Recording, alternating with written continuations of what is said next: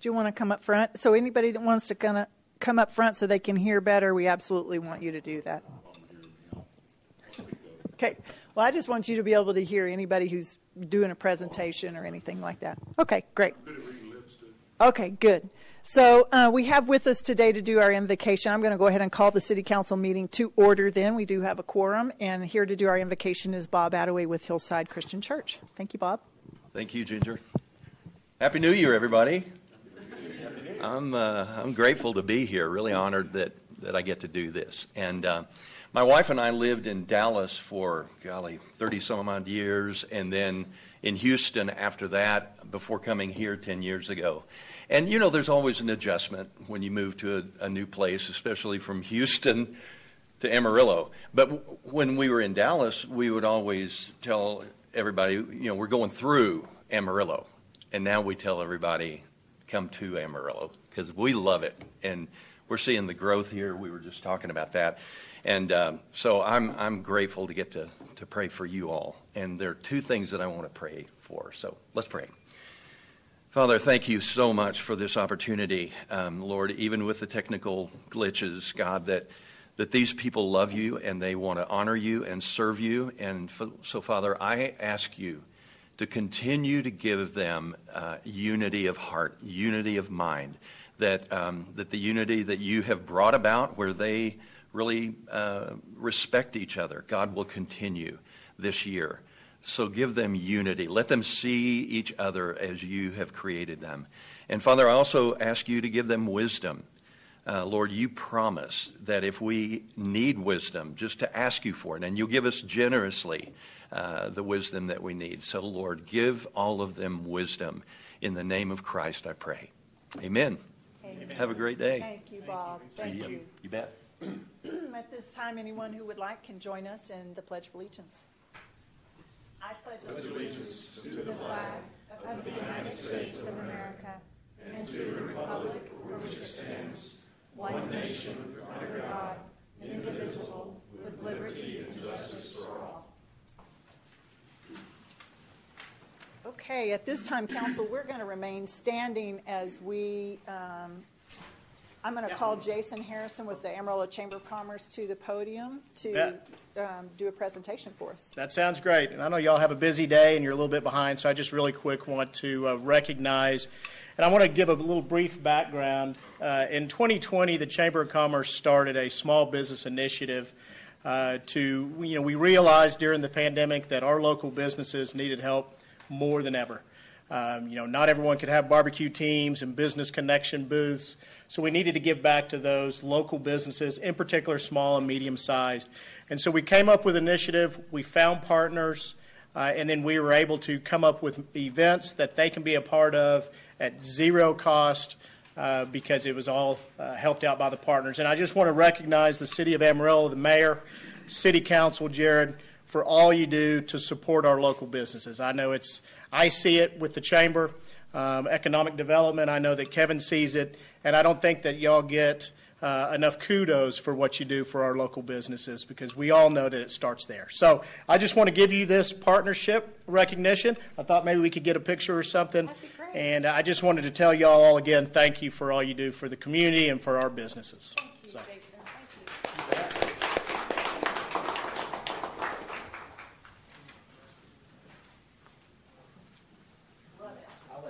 Okay, thank you.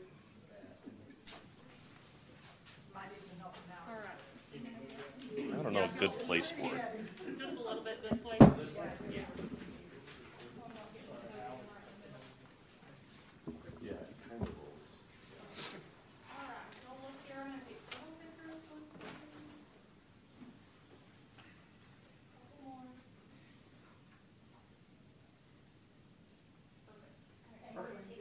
We'll get some real quick. Oh, there we go.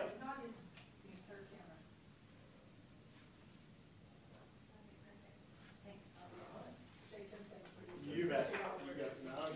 Thank all of you.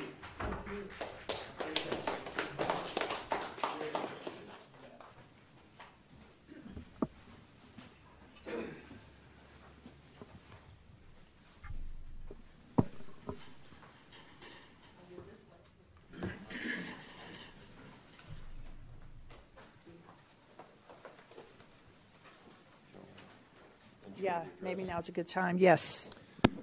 All right, right along with the sound system, we have also had some challenges with our online public address sign-up system. So if anybody is here who would like to speak, all you have to do is raise your hands if you want to address council. So I'm going to throw it over to Catherine Massey and let her call people up. So if you want to speak, just raise your hand. All right. I believe I see one hand raised. I'm going to run this through. So thank you for participating in today's City Council meeting. Your input and your opinions are important to us, and we are glad you're here to share them. At each posted meeting, we invite you, our fellow community members, to address City Council regarding posted agenda items. Every speaker has 3 minutes to address the council. At the end of 2.5 minutes, a warning beep will sound to alert you that you have 30 seconds to wrap up your thoughts. We ask that you stay within the allotted 3 minutes. Speakers are asked to limit their comments to items on the posted agenda. Doing so helps the City Council ensure we are following the Open Meetings Act and are able to have an effective meeting for all. When you come to the microphone, please state your name and whether you live within Amarillo city limits. I believe the first speaker I see is Mr. James Skank.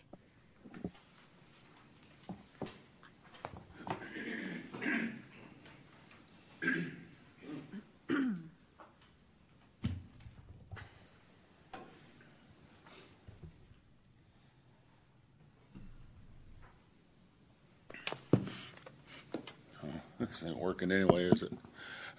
It's working. Oh, it is? For Hello? online, Hey. not For for online. in the room. Oh, hello, everybody online, if there's are. Happy New Year to everyone, okay? Want to bring up some things that are going on in reference to the confusion that I watched last meeting, which we've only met twice, once in November, once in December. December meeting had the thing where you all were talking about the revenue recovery and the ARP money and how when you do a little research on the ARP, it's not to be used for facilities, but yet we're doing some sort of a manipulation of running it through some way to get it around to where we can use $11.2 million for your agenda, basically, to get this building into another building, or this city hall, and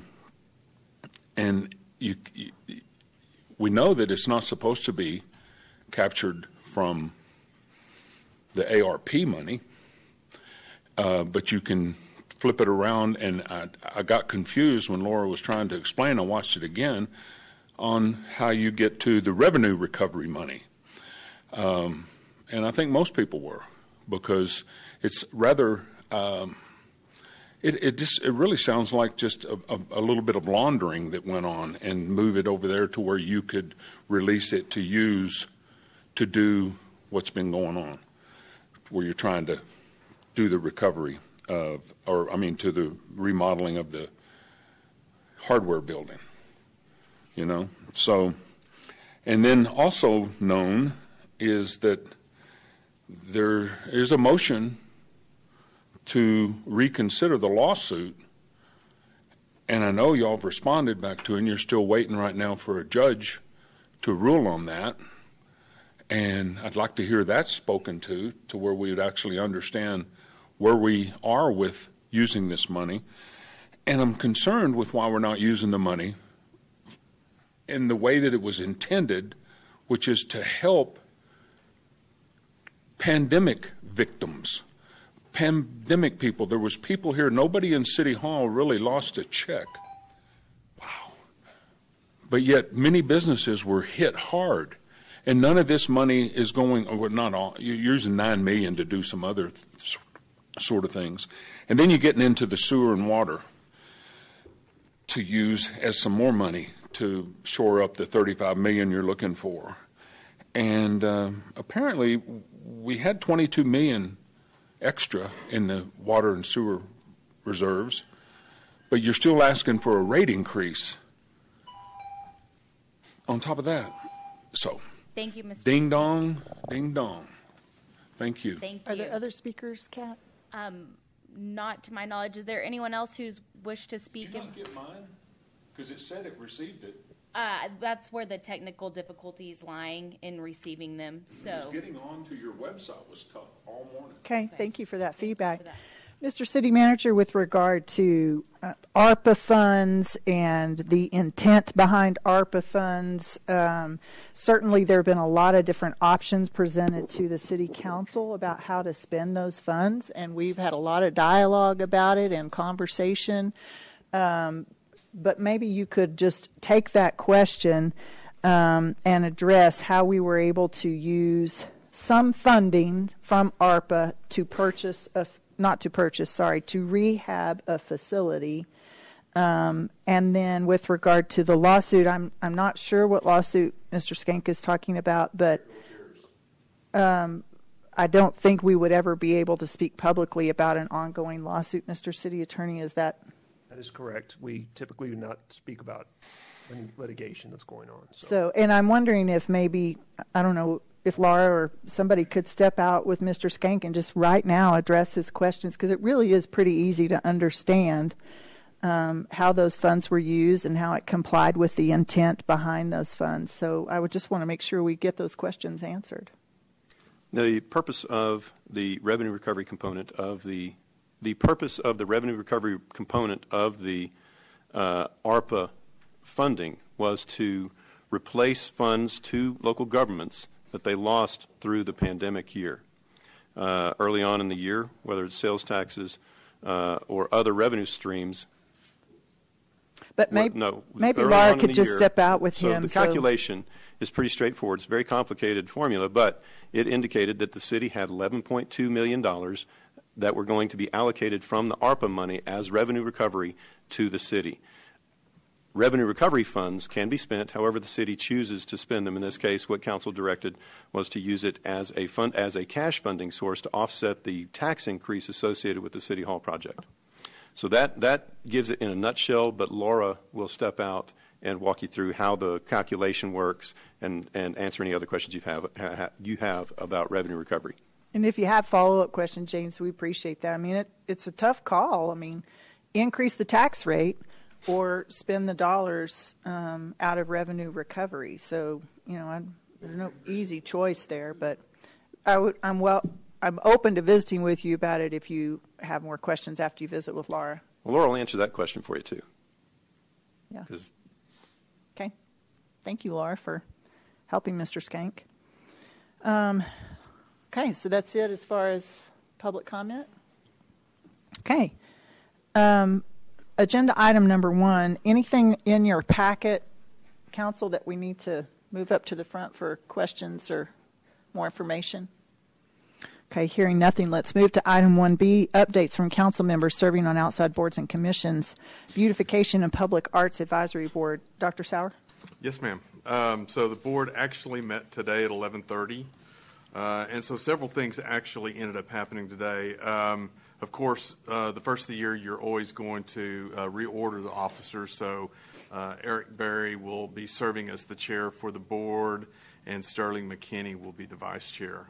Some other things that also happened, and I just want to take a minute to kind of say some kudos to Sherman Bass. So they're going, since the Beautification and Arts Board is really pretty much underneath Parks and Recreation, they've made the decision that Michael Kashuba will take over as the board liaison for Sherman. And Sherman's plate is pretty full right at this point in time. And I just want to take a couple of minutes just to say, I don't think our beautification and arts here in Amarillo would be anywhere close to where we are if it wasn't for the all-out effort that Sherman made. I don't know how he was able to do all the things that he did, plus do his position as running the Civic Center, but I so appreciate how Sherman was able to help us coalesce as a board, get things off the ground, actually helped us start moving toward actually having a beautification arts master plan, which is now part of the Parks and Recreations master plan. And so all I can tell you is I'm very grateful to Sherman for all the things that Sherman did and has done, and I appreciate his selfless giving to make this happen and make the things happen in the city. So thank you, Sherman, very, very much. And so now then Michael will be taking over, and Michael's got big shoes to fill, but Michael can do it. I've already seen the things that he's done, so that's really good. The other thing that we talked about and was voted on was we've been having a hard time with beautification, trying to get projects off the ground, and there has been $30,000 to fund that beautification. And so in just a minute, I'm going to talk about how that $30,000 was used this year. But we have chosen to use that to help fund out of the master plan. The recommendation is that we need to have a full-time staff member, and that position would be Beautification and Public Arts Coordinator. And that's going to help us further push this forward and be able to get this coordinated well. So $30K will go to partially fund that, and we're working on other ways and grants and several other things to get the funding for that position, and I think it's going to be real important in helping move things forward. As far as the mural grant project is still open until January the 21st, which I believe is next Friday. And it is real important. It's a very interesting thing. I don't know if people really realize exactly how this works. So if you're a business out there and you're listening and you own a building and you've got a wall that's available, this is where you really come in, because we've got lots of opportunities for you to be able to engage with one of our creative people here in the community and design a mural for the side of your building. And what ends up happening is there's up to $5,000 matching grant available. In most cases, it is usually initiated by an owner of a building here in town, and then it's a collaboration then with them and an artist in particular to come up with what that they want to present. So we've still got that available. Artists, I would tell you guys that I would go start knocking on doors, and you might be really surprised at the reception that you'll have at using your building as a canvas for art.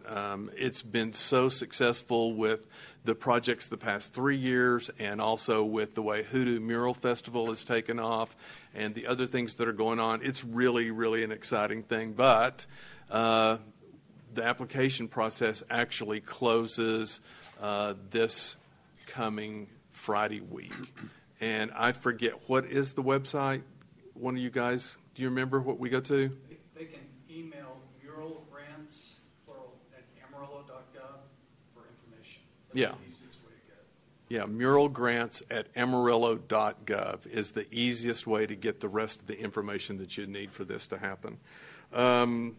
Also, the next thing that also happened, and I wish we could put this up on the screen, just didn't get it in time to be able to do this, but you guys up here at the front, you got a picture of this. I want you all to pick this up.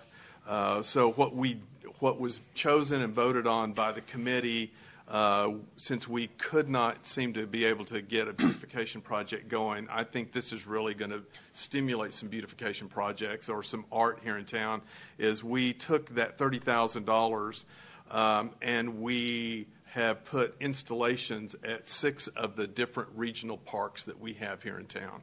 So there were already 2 that were planned for at the pool, and hopefully we will have those up soon. So the configuration, if you could see it, is basically it's a 2-foot square with bolt pattern coming out. So whatever that you, oh, thank you. You did get it up there. That's awesome.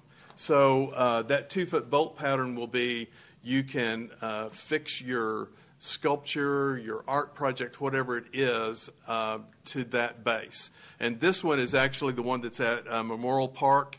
So that's one of the 6 others, and that's at the Rose Garden. There is one at El Alamo on the west side of the park, one at Rick Klein, and this one ought to be really interesting because it's at the start of the new mountain bike course. So that ought to be a pretty cool place to end up having some very interesting art. Memorial Park at the Rose Garden. John Stiff, it'll be on the main road right in front of where the softball fields are. Sam Houston is going to be right of the main stage. And then Bones Hook is going to be west near the stage. So all of these places for art installations are being set up so that it will be easily accessed so anybody can see these things. And it'll be a great opportunity for art to be able to be seen and for us to be able to increase that. So, some of the long-term thoughts are that maybe we would even have the ability to commission some pieces. And probably what will happen will be at some point in time there'll be an open call for art, and yes, and the grading for that art will be, there will be some preferential points given for being local as opposed to regional, as opposed to outside of our region.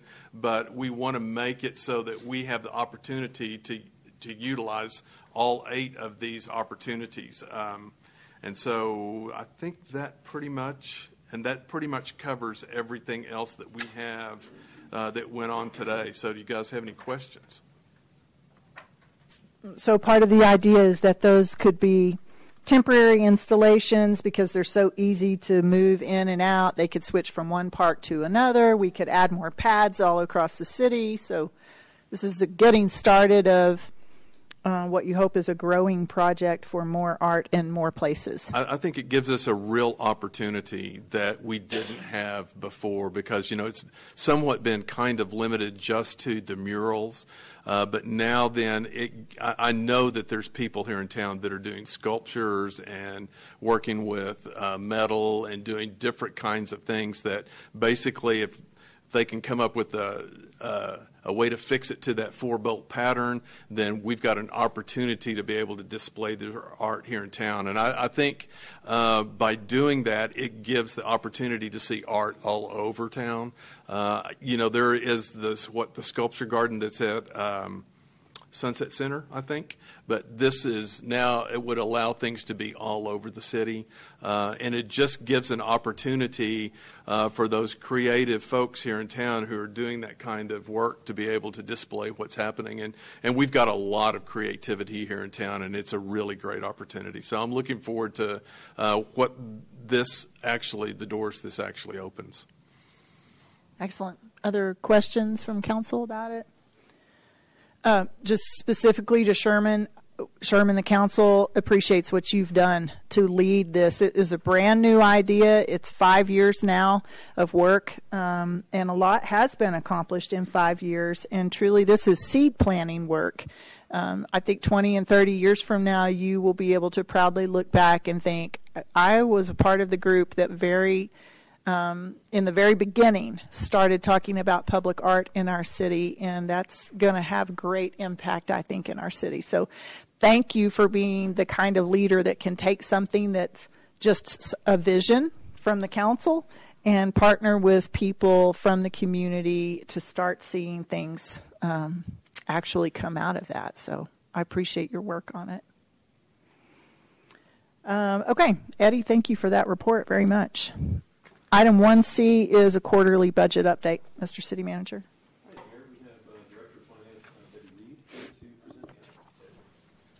Okay, hello, good afternoon, Mayor and members of council. So today we're going to review the financial results for the fiscal year. Now, keep in mind they're preliminary. We're still working through the year-end audit, so the numbers that will be presented are preliminary numbers. So I'm going to see, Jenny, if this will. There we go. The first fund we'll take a look at is the general fund. And as you know, this is the main operating fund of the city, and this is where most of the city services are provided. So in the general fund, you'll see that the budgeted revenues for the full fiscal year were $191.1 million. Actual revenues came in at $201.1 million. So you can see we have a positive variance there on revenues of $10 million at the end of the fiscal year. Debbie, pardon my interruption, but I'm going to let anybody know in this room their microphones are working, the speakers are working in room 306. If for any reason you wanted to move down the hallway, if you're having trouble hearing, we just want to make that available to you. Okay, thank you. So we'll take a look at what that variance is made up of. And you'll see here that we note the main reasons for the fluctuation in the revenues from budget to actual. And, of course, the two main areas you'll see are sales tax. We're $8.7 million over budget, and then hotel occupancy tax, $3.1 million. And we're going to dive into the details of those two items. And then you see the other items listed here. We'll talk about a few of those as well. Just to note on charges for services, that was a category, of course, that got hit by COVID as far as civic center activities, golf activities, recreation fees. Those types of items had impact from COVID throughout the year. And also the last item there, the $2.7 million with interest income and other. Of course, interest earnings were down. The market was affected by COVID. And then also some of our grant funding came in a different way for transit. So that line item just reflected a variance here. The money came in directly through some of the other funding sources. So the first item we'll dive into deeper is sales tax revenue. And as you know, Council, you receive monthly reports on this throughout the year. Sales tax came in very well for the fiscal year at 11.7% more than last year and 13.5% more than budgeted. This is about a $7 million difference, so that much more in sales tax revenues. As you know, we've talked about this throughout the year. We budgeted very conservatively due to the ongoing impacts of COVID, not knowing when we set the budget a whole year ago for the year that we just closed, how it would rebound. But the economy has rebounded well, as you know. So sales tax performed very well for the year. The next item that we'll dive into a little deeper is hotel occupancy tax. And we provide this chart just for your reference to show the 10-year history for hotel occupancy tax collections. You can see the city had regular increases all the way, a slight decline in 2017. And then, of course, you see in 2020 the impacts of COVID, the significant decrease there of 24%. But again, this was another area that rebounded very well from the effects of COVID. And this chart, again, this is reported to you as well throughout the year, but hotel occupancy revenues came in very well for fiscal year at 71.7% more than last year and 53% more than budget. And one thing to keep in mind is the first 6 months of last year were pre-COVID. So when you look at those numbers, that's why there isn't as large of a variance from the October 19 to the October 2020. But again, Amarillo is exceeding the pre-COVID numbers and exceeding fiscal year 18-19 numbers by on an average of 20% for hotel occupancy tax. And this chart here is kind of interesting. This shows you the occupancy tax in relation to the occupancy percentages throughout the year. So the bar chart part, the blue is 2020 actual collections, the red is 2021 actual, and the green is 2021 budget. And then you see the two line charts there. The purple is 2020, so the occupancy is way down, and then you see the blue is 2021. So again, the collections came in very, very well for fiscal year 21. Another revenue source in the general fund, a big one, is gross receipts business tax. This is just a list that shows you the different fees that we charge. These are for businesses that run their lines through our right-of-ways, and we can charge them fees for that access. So this chart just shows you how we charge those to the different companies. And then here are the results of that. So for the gross receipts tax, this is franchise fees that came in ahead of budget by $1.8 million or 10% more than budgeted. And really the two main areas there were gas and electric franchise fees were the main areas that were over. So now we'll look at general fund expenses.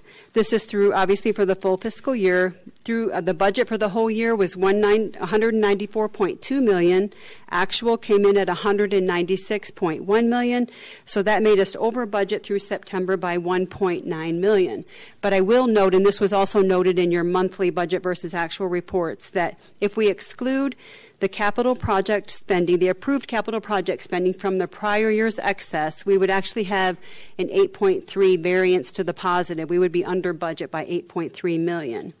So most areas in the different departments were under budget, and of course the biggest category, which we've talked about throughout the year, is our staff vacancies. So many organizations, along with the city area, experiencing a hard time hiring staff and filling those positions, so that made a big difference on the budget versus actual.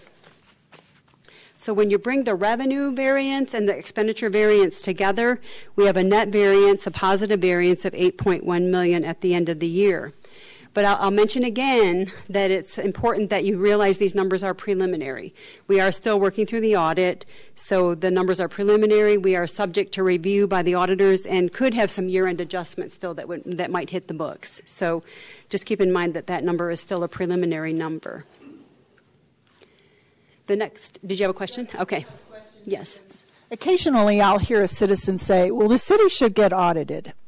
Pause for just a second and talk to us about the city does get audited every single year by a third-party independent auditor, and just give us a little up to speed on what that is. Yes, the city does get audited, and people have to realize we're governed by strict rules on how we account for things. We have all these different funds, and the money has to be spent for the purpose that they were intended. You can't cross the money between funds.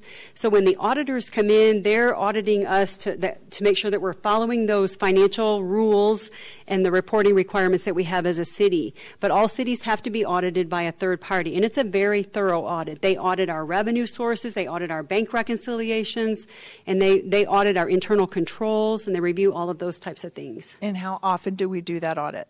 It's every year. It's annually. Every single year? Every single year, okay. Yes. And if a citizen wanted to find our audit from last year, where would they find that? The annual financial report is on the website, and it's out there for all of the previous years. And in there, there's the financial section that has the auditor's opinion letter, and that's where they would talk about, most cities, we want to have a clean audit. We don't want to have any findings.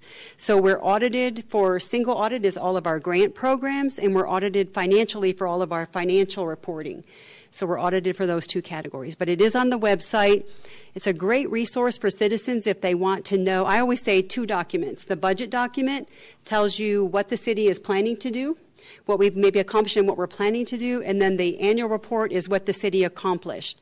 And those two documents really are a great resource, and the annual report is thoroughly audited by the auditors to show the citizens that we're reporting our financial information correctly, and it all is ticked and tied. It all balances out. Mm-hmm. Great. Thank you very much for that extra explanation. Yeah, and the audit looks about like that thick. Yes, it is Eddie, a thick who document. served on our audit committee for 4 years now. Thank you. Yes. Okay. The next area is utility sales. So here we'll look at some of the activity that the city has for utilities. And there are really three funds that record utility revenue. One is the general fund. That's where the solid waste revenues are recorded. And you can see on this chart, on this schedule, that we were just slightly ahead of budget at $69,000.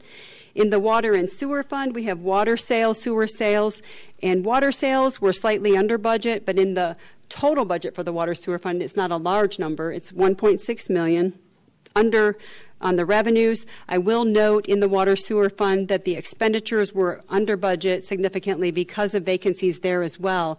So the fund overall is in good shape at the end of the year. Sewer sales were just slightly ahead of budget by $236,000. And then in the drainage fund, we pretty much were right on target with budget, slightly ahead at $44,000 at the end of the year. This is always an interesting chart that just shows the impact of the weather on our water sales. So here you can see the bar charts are the revenues. The water sales are in the blue, sewer are in the red, and then the precipitation, you can see how the revenues and the consumption would fluctuate from year to year, whether it's a dry year or a wet year. So that's just for your information. And then the last slide, this last slide is covering the health insurance fund. We always like to monitor our health insurance claims expense throughout each fiscal year to make sure our health fund stays on track. And you can see by this chart that our medical claims are under budget at the end of the year by $893,000. So that's very good news in regards to the health fund.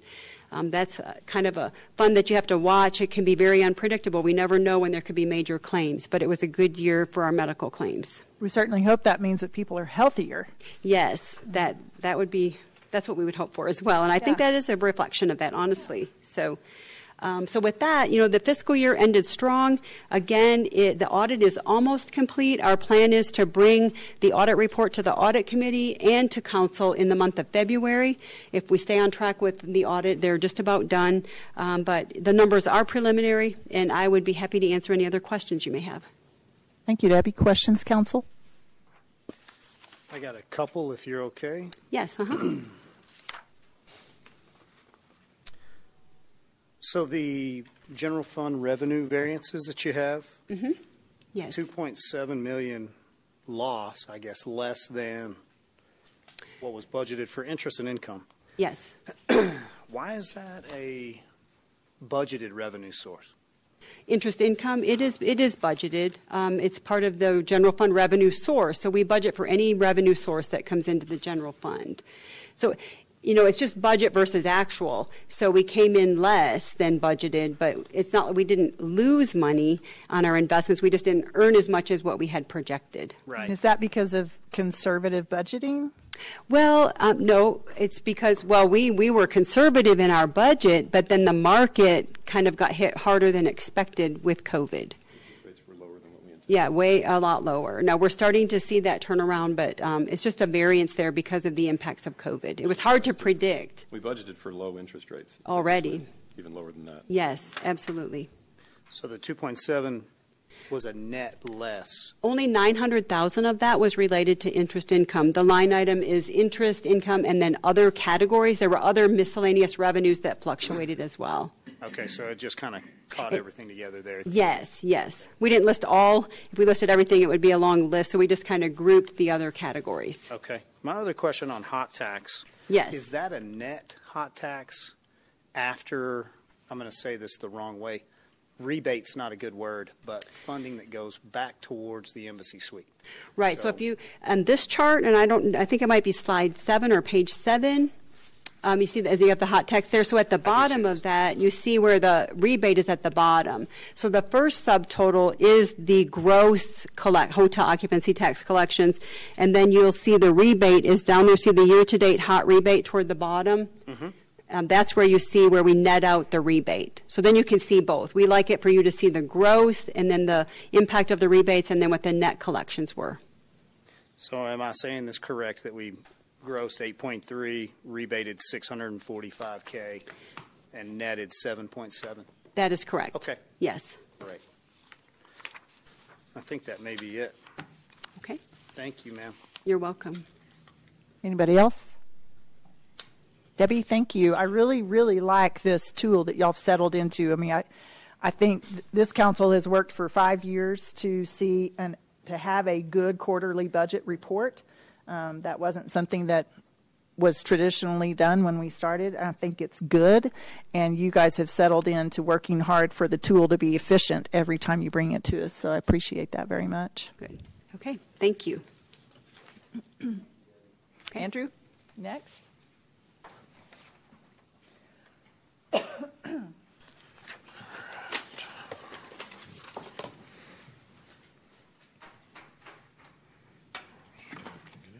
Okay. Get the slides up. It's a one-page slide. It's in your packet. We'll get on the screen here in just a second. So I'll be very brief on sales tax because, as you saw in Debbie's presentation, things are going very well, so there's not a whole lot to report except that it's going well.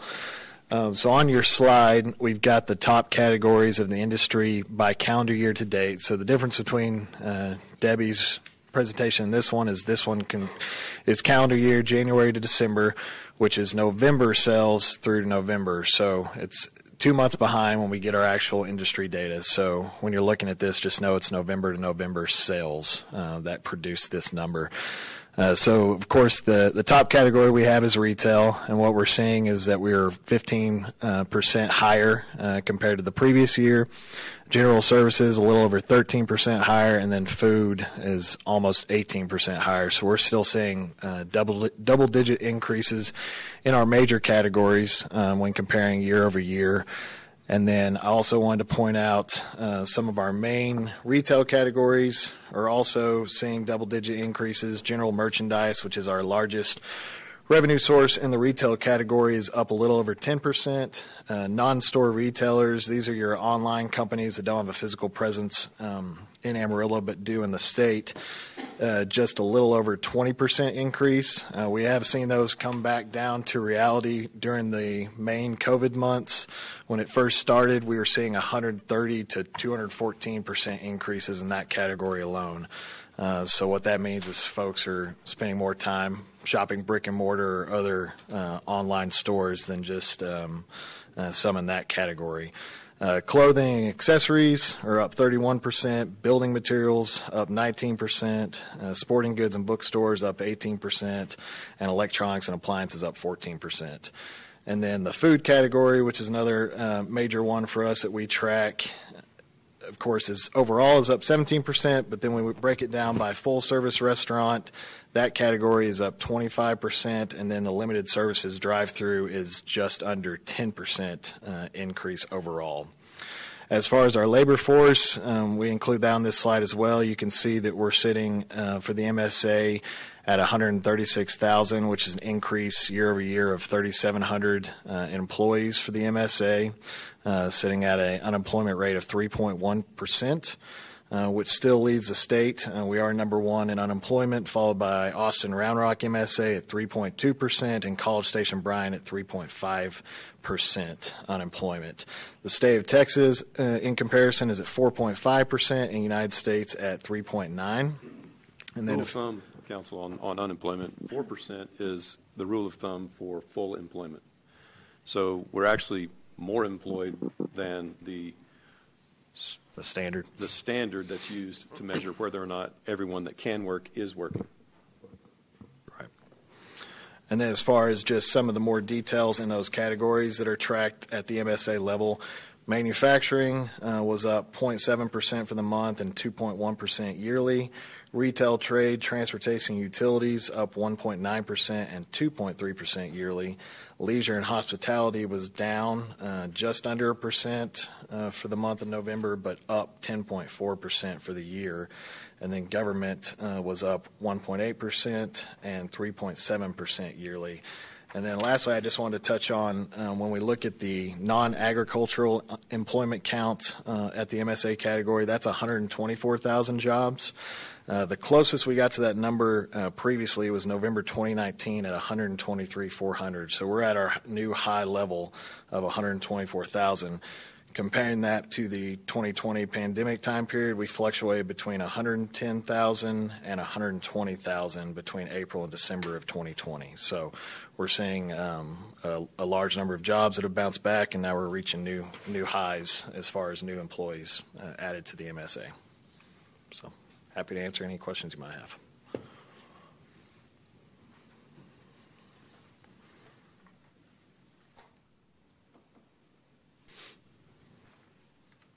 Questions, guys?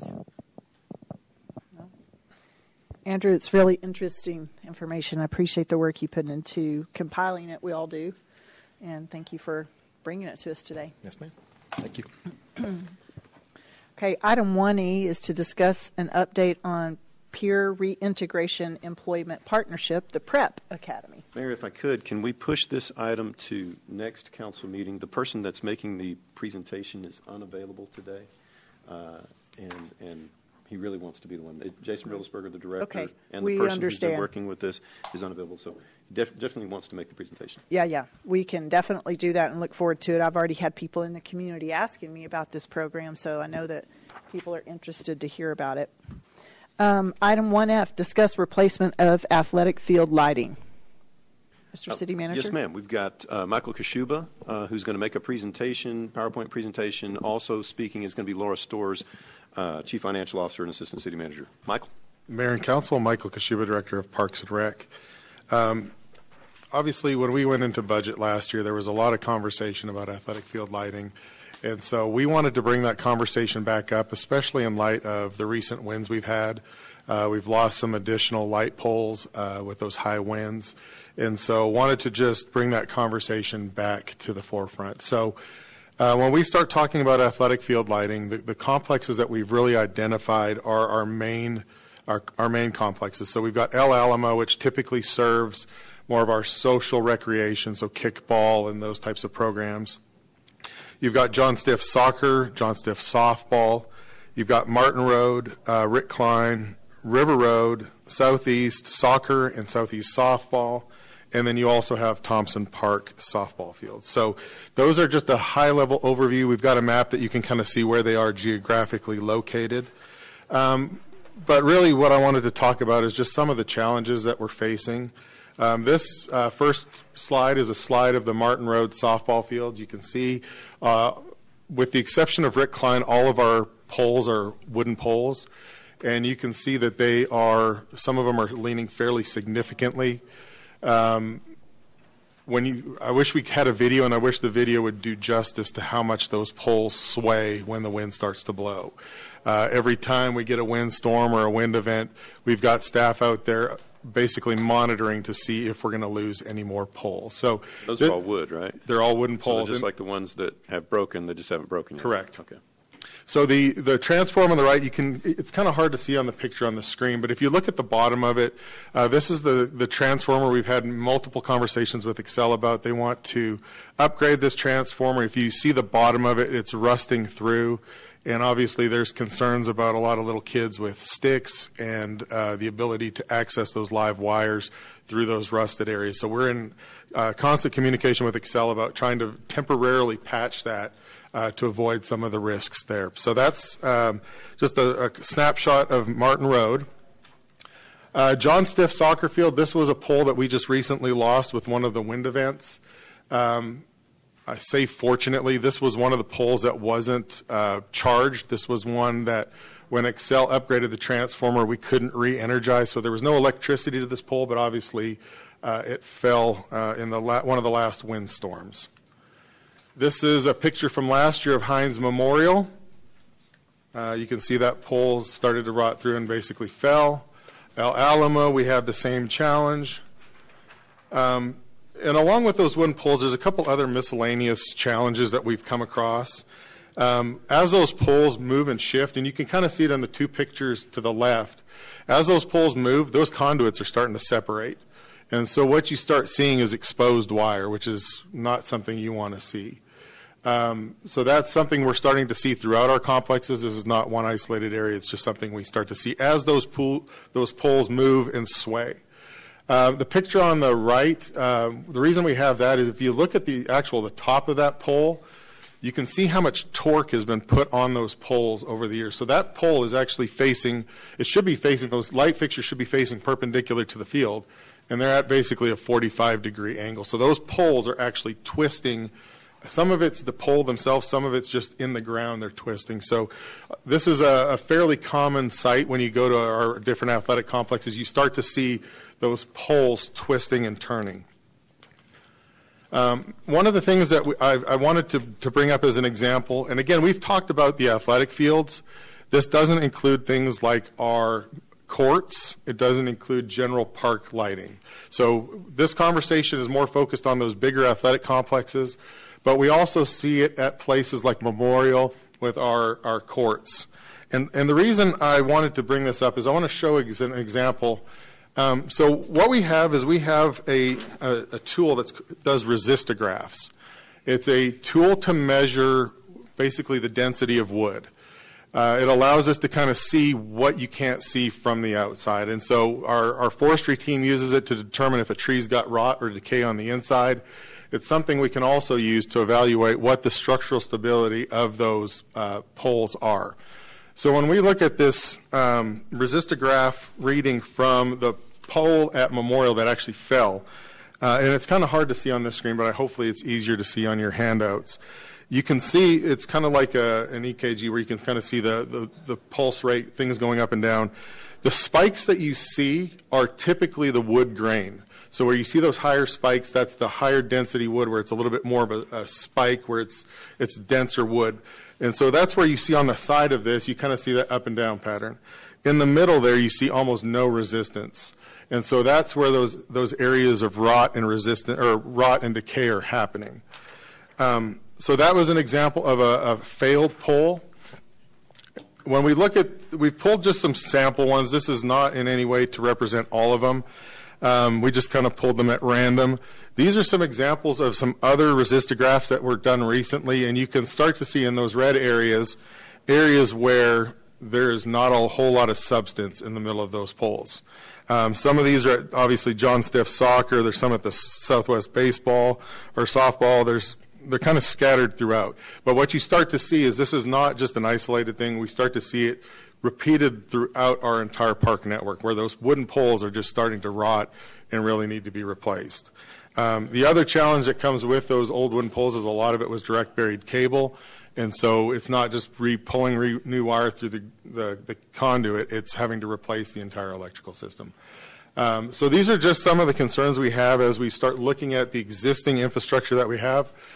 There's another slide of just some more where you can start to see that core is starting to rot through, and it's just a matter of time when we have a wind event where we may lose some additional poles. And again, these were just kind of pulled at random.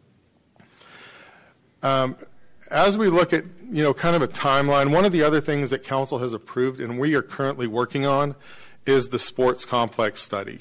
One of the things we wanted to do is look at, if we're going to replace lights, let's make sure we're not spending our money twice. Let's look at what our end goal is going to be in terms of what those complexes could be. And so we've kicked off this sports complex study, and really what it is to look at the redevelopment of our major complexes. Looking at what it could be in terms of the concession area, the lighting, parking, restrooms, all of those types of things. We actually kicked that off in December. Our consultant has been working on site reconnaissance and analysis since that first meeting. This Thursday, we actually have an all-day charrette with them to start looking at what those concepts could become. Do you keep the same restroom configuration? Do you start moving it? Do you look at different layouts for the fields and the amenities that go with it? So that's something that council approved in November, and we're working through. Like I said, the design charrette, the full day is going to be Thursday, where we're working with our consultant on those different options, and we'll be bringing that back, obviously, for council review and approval as we move forward. But we wanted to make sure that we didn't just jump into lighting and forget that there's other issues. So we wanted to take a holistic approach, and if we need to move forward with the electrical projects, we can do what we call an early out project and do those first. But we didn't want to duplicate service with other improvements that might come in the future. So that's something that we're kind of working on simultaneously, and that's the design concepts. That's the high-level 30,000-foot view. Once we get through that and get kind of a recommendation on what that concept should be, we'll visit with council and see which projects we move forward with in terms of actual construction documents. So we wanted to get a high-level idea of what those costs could be and what those improvements would be, and then from there we'll figure out how we move forward with each of those projects. So as we look at what those costs could be, we've got some budgetary cost estimates. And as a rule of thumb, it's generally speaking about $250,000 per field, typically. So El Alamo is one field. You're looking at $330. To do the softball complex at Rick Klein, again, that's 5 fields. That's $1.34 million. To do the soccer fields, that's 1.2 or 1.02. Martin Road is just under $1 million.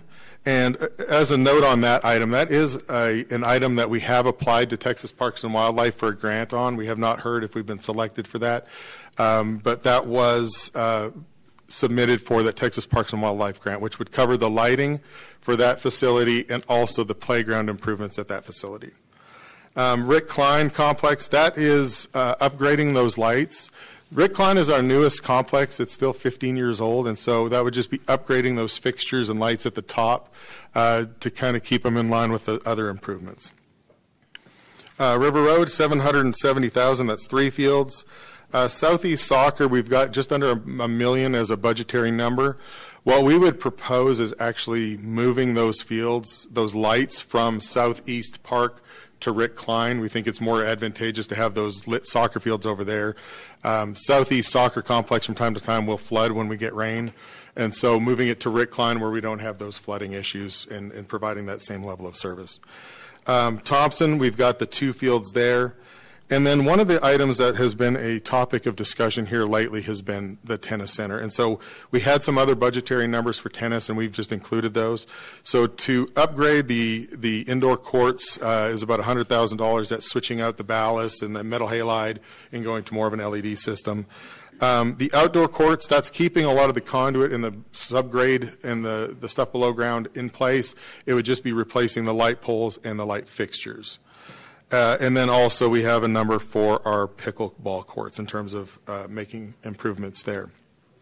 So that's kind of a high level on the budgetary costs for what we would consider our athletic facilities. Again, this doesn't take into consideration parks that have courts and other just general park lighting. If you add all that up, it's about $8.26 million. If you're looking, if you take out Rick Klein and some of those other things, it's about 6.8, 7.7 if you're just looking at athletics itself. Michael, you said Martin Road is the one that has an outstanding grant on it. We've put an application in for $1.27 million. So the city's match of that would be half, so $635,000 is what we would be responsible for if we're awarded that grant. Texas Parks and Wildlife, yes, ma'am. And so we should find out about that fairly early this spring as to whether we've been selected for that grant or not. So, but that's just a high level of what those anticipated costs might be. What I would like to do is turn it over to Laura Storrs, and she can kind of talk through some potential funding. This map, just as a quick rule of thumb, is just, again, this is the location of all of our athletic complexes overlaid with the CDBG boundaries. So that's what this map here represents. Can I ask you a couple questions? Yes, absolutely. So I see that all of the poles are wooden. That's not typically how things are done today, correct? That's correct. I'm just curious, when were most of these poles placed? In the 70s. So they're well over 50 years. And there's been approaching 50 yes, years. correct. And there's been some that have been replaced as they fall. Park maintenance has coordinated to put in a new wooden pole, but generally speaking, they were put in the 70s. And what's the usual life expectancy of a pole? I couldn't speak to that, but it's not 50 plus years. Yeah. Yeah. So, Eddie, the warranty on that is 25 years. So if you replace it with a new pole light, so I believe Musco is the company that is used most likely. And so just in researching this, looking at a few costs, I think it comes with a 25-year warranty. The new stuff? The new one. And so your cost here includes new poles that are steel, new bases. Does it include the service conduit and wire from the? It's basically a complete redo from the point of delivery. Now, obviously, we haven't worked through the actual construction documents, so that's the next step is actually coming up with those electrical drawings. And we would do that in coordination with those overall athletic field redesigns, so making sure that it's coordinated, because what we don't want to do is go in and put in lighting and completely forget about the building and have some disconnects there. So we're doing the overall design first, and then we would go in and do site-specific design with an early out package for the electrical. Okay, so Cole, real quick, that 25-year warranty, is that metal poles or wooden poles? Metal. Steel. That's steel. Uh-huh. So we would not expect a wood pole to come close to having a 25-year Honestly, warranty. probably shouldn't even have these. I'm curious how these have fallen all in the right direction. Yeah, You really. know, like not one has fallen over on a fence or a bleacher or a tennis court. And so to be getting a 50-year lifespan out of your existing lighting is ridiculous. It's a 300,000-mile car. Yeah. Like we shouldn't be driving out of town in it. Mm-hmm. So that's really good. Now, is this included? I'm sorry, Eddie. Did you have another question? No. Is this Martin Road complex included in our agenda item for that total? It does not include the lighting. It does not. No, so that's purely working on, the items listed. So there are some things like trails and other things that are listed, trail lighting, but it's not sports complex lighting. Okay. Yeah. And the grant, I'm curious what qualifies Martin Road for that grant but doesn't qualify say, another complex for the same grant? Well, We could. What we did was we identified our highest risk first, which was Martin Road. We've got more associations that use that than any of our other complexes, and we had the known issue with the transformer, so we wanted to apply for that one first. That doesn't preclude us from applying for other grants in the future, but that was our highest priority, and so we wanted to make sure we put the grant in for that one first. I understand. Do you know, availability of grant funds? I don't. You don't? Okay. But they will be awarding, I think, early spring. So we should know here in the next month or two as to whether or not we're identified as a recipient. And my last question, just the roughly $550,000 for the tennis center. What is your basis of need on that? Like, how needed is it, in your opinion? It's needed. One of the challenges we face with the tennis center, specifically the indoor courts, is from time to time we'll have a light go out. It requires us to go rent equipment to go in there and replace those light fixtures. We've been doing that with an in-house electrician. We no longer have an in-house electrician, and so we don't have the ability to just go replace a light. So I think this is something that's been needed. We've been limping it along for a long time in terms of replacing lights when and where we can. What we're really doing is starting to swap from metal halide to LED, so kind of bypassing the ballast and those types of things. But it is needed. The pickleball outdoor area is the old wooden poles. Those lights are pointed every direction. And obviously the outdoor courts for tennis, it's a need as well. There's low light conditions out there. Again, we don't want to go in and put a whole new service because that would be basically pulling out those existing tennis courts. So it would be pulling out the old poles, the old fixtures, and putting down new poles and new fixtures to provide a higher light quality. And so this one's the Amarillo National Bank. Correct. Okay. Yep. And this wasn't included in we had budget talks during budget about roughly a $6 million number, a little bit over, to replace a significant number of sports fields lights. But it did not include tennis center, and it also didn't include some of the other things that we've included in here. Correct. And so that's why there's a difference in the number that you're seeing now and the number that we had discussed a handful of months ago during budget. The significant one of note would be Rick Klein. When we were starting to look at that, so that's a pretty big delta, and that's just to make sure we keep it consistent with those other fields if we make those improvements. The quality is still there, but as we start to look to the future, they're 15 years old. At some point, we need to replace those, and then obviously the tennis center. So, one other thought, just in researching this in our office, can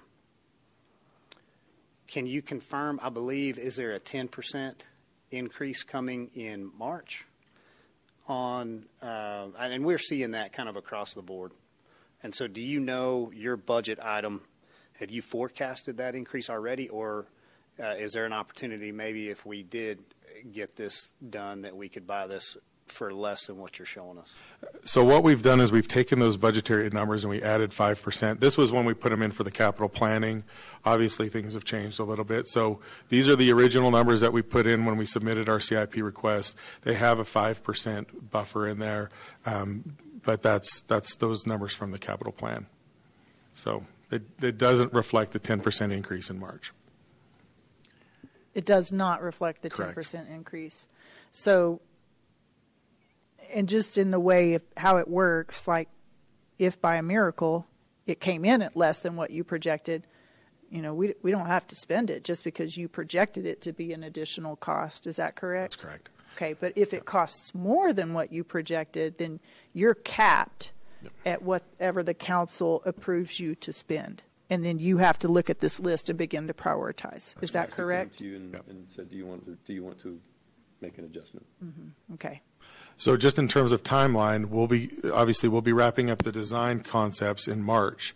At that point, we'll be going full throttle into construction documents if the council so directs us. So that would be kind of the next step, is shifting from design, so we know what those costs for a complex renovation is, and then it would be moving full throttle into design drawings. So once you get through design, what is start to finish of having the lights replaced?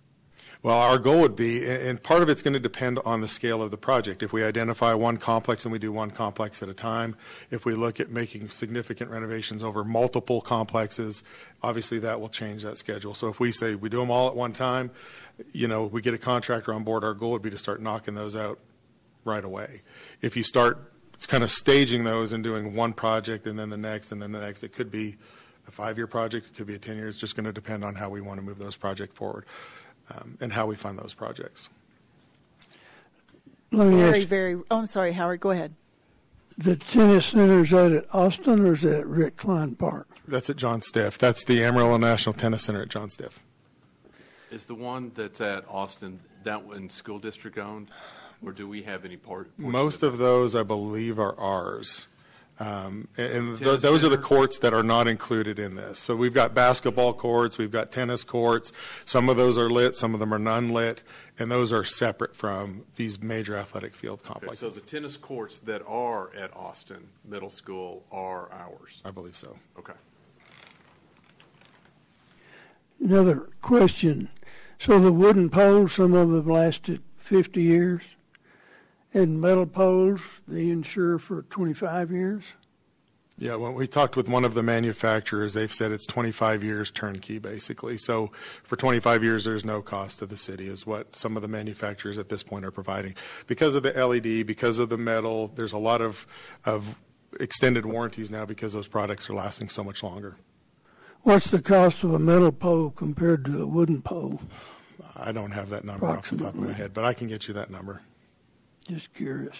I think the biggest challenge is all the conduit and the wiring that's going to those wooden poles. That stuff is starting to fail as well. So you've got the above ground issue where you've got the poles that are starting to fail, but you've also got wiring issues that are in the ground. And so anecdotally, things like John Stiff, the sand volleyball lights have been out for a long time. The loops around Meta Park are having electrical issues. So it's just systematic of the age of those infrastructure items that we're starting to see a lot of them fail. And I think the goal would be to start focusing on athletics and then work our way through those other items. So Meta Park's not in this? Around the lake, no. This is just athletic fields. Okay. Are the metal poles designed around the type winds we have here? Yeah, they would require a structural drawing to make sure that they can withstand the winds and meet our codes. I just want to say the urgency of the fact that we can't do league play after night at John Stiff or at River Road. We've lost the soccer correct field me on lights that? at John Stiff. We have electrical issues at Thompson where sometimes the lights will turn off. I believe that also happens at River Road. And then obviously the concern with Martin Road about the transformer. That is something that Excel wants to move forward with replacing. So. Okay, because I'm very in tune to what Eddie's asking as far as timeline. I mean, our use of these parks by our kids and by adults is impacted right now because I got a lot of email about that last summer. Mm-hmm. Hey, we have to turn the lights. I mean, the league play stops when the sun goes down. So that's frustrating to people. I would hate to just do one park and then go to another park and then to another park. I'm going to be way more interested in how do we get back to the point where we should be. And I think obviously once we get that conceptual design, our goal would be to come back with a contract for moving straight into construction documents with the focus being on let's start addressing those electrical items while we start looking at the bigger picture and making those improvements. So kind of working simultaneously. We've got multiple things to fix. Electrical is the first thing, but we need to keep it in mind as we look at the bigger picture. So the whole project could theoretically be completed in less than a year.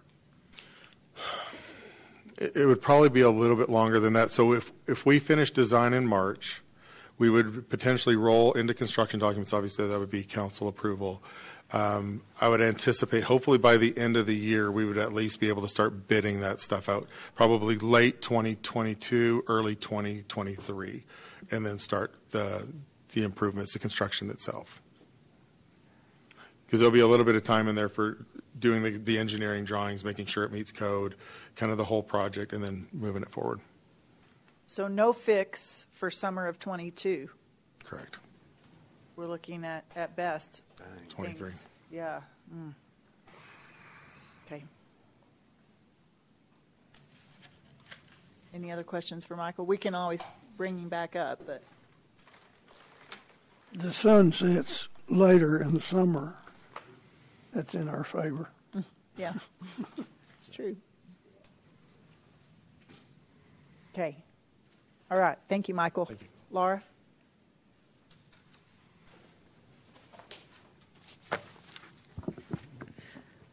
Good afternoon, Mayor and Council. So talking through a way to look at funding a project like this, whether it's broken in pieces or a big, large-scale project all at once. So a couple of things. In the current year's budget, there was some additional funding that was put in for parks, not enough near to support this size of a project. And not, I think, the full scope of what council had adopted through the budget process to put into parks budget based on the results of the election. So we could utilize small amounts of cash funding through the budget process that would break an overall project like this down into small pieces spread out over multiple years. So that could take years. As Michael mentioned, the total of all of these projects was $8.26 million, and it would take probably somewhere 5 to 7 to even 10 years, depending on the size of projects council would want to do each year from a cash funding standpoint. Another option that council has available is on one of the slides, it showed the CDBG outlined area. So that is the identified low to moderate income area.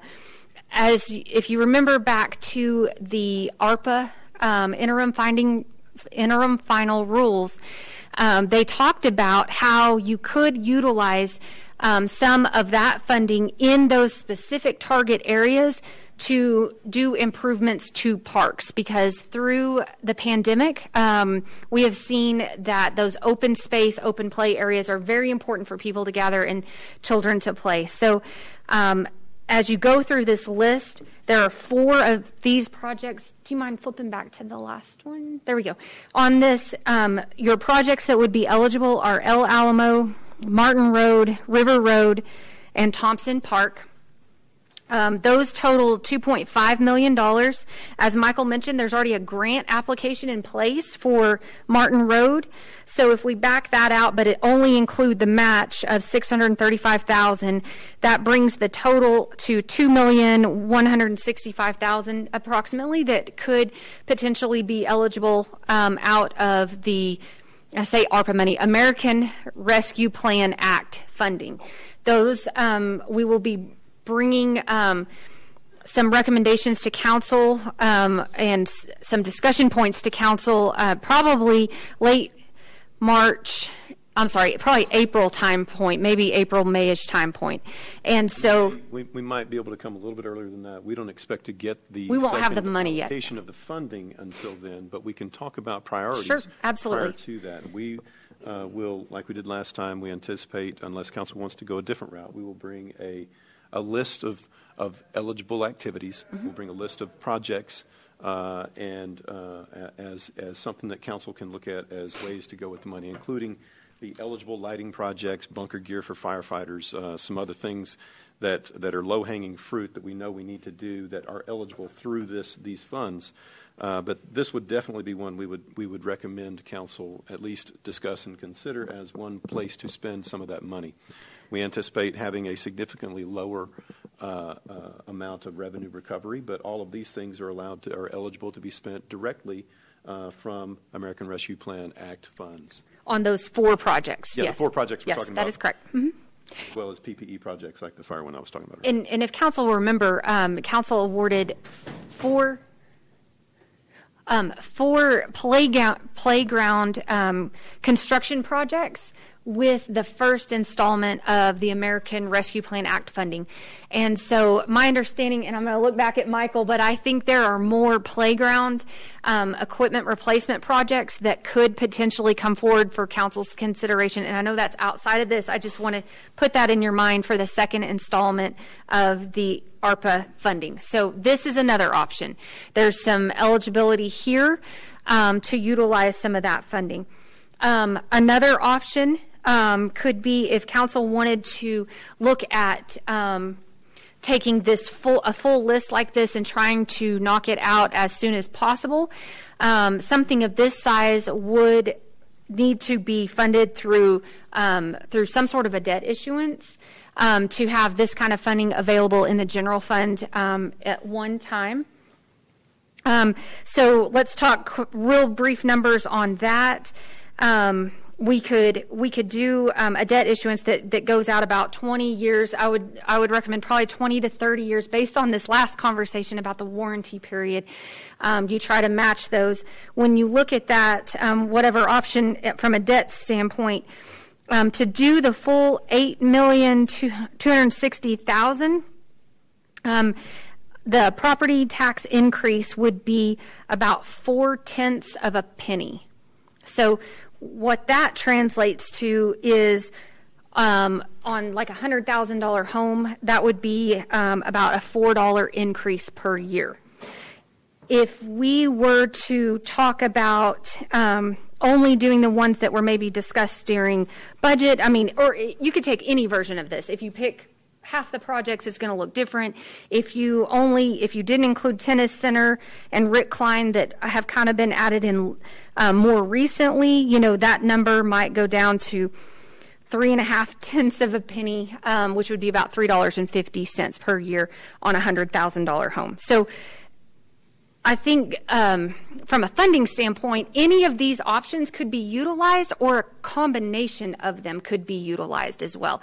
So we've got cash funding, and again, that would be something that would need to kind of be incorporated through the budget process that would be spread out over multiple years. There is obviously the grant that Michael talked about, but only on the one project, and the city would have to come up with the $635,000 match. Then there's also the American Rescue Plan Act funding that could do about 4 of these projects. And then there's also debt issuance that could be utilized if council wanted for all or a portion of these projects.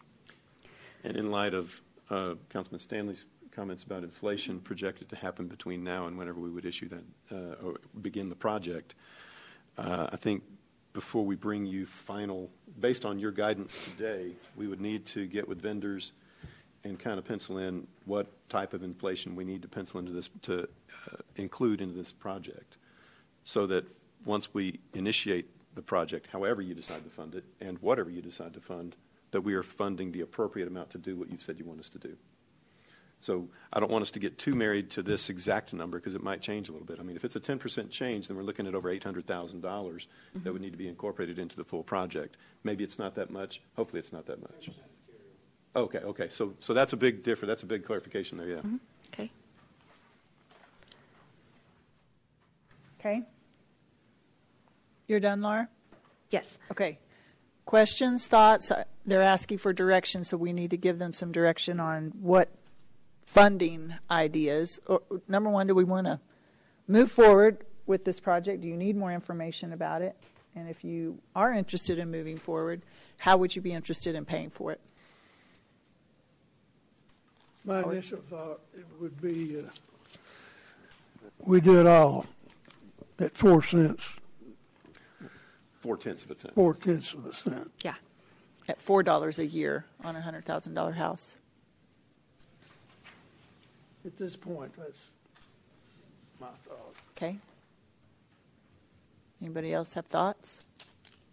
I think we need to move forward.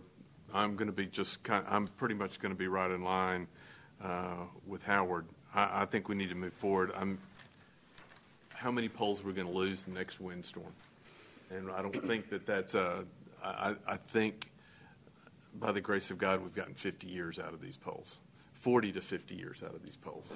And I think we owe it to the citizens to be able to have all of the things, that part of quality of life, that enjoyment that family activities are, that sports are, and I think I don't think we can.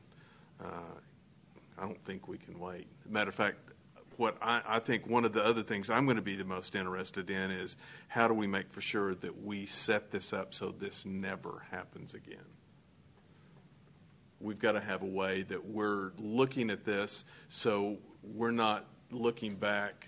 Whoever we've turned this over to 40 years from now is not looking back and going, what the heck? There was no plan for how this was going to be taken care of, how it was going to be maintained, how it was going to be replaced. And we've got to, we just, I'm not saying somebody did a bad job. I'm just saying we've got to do a better job.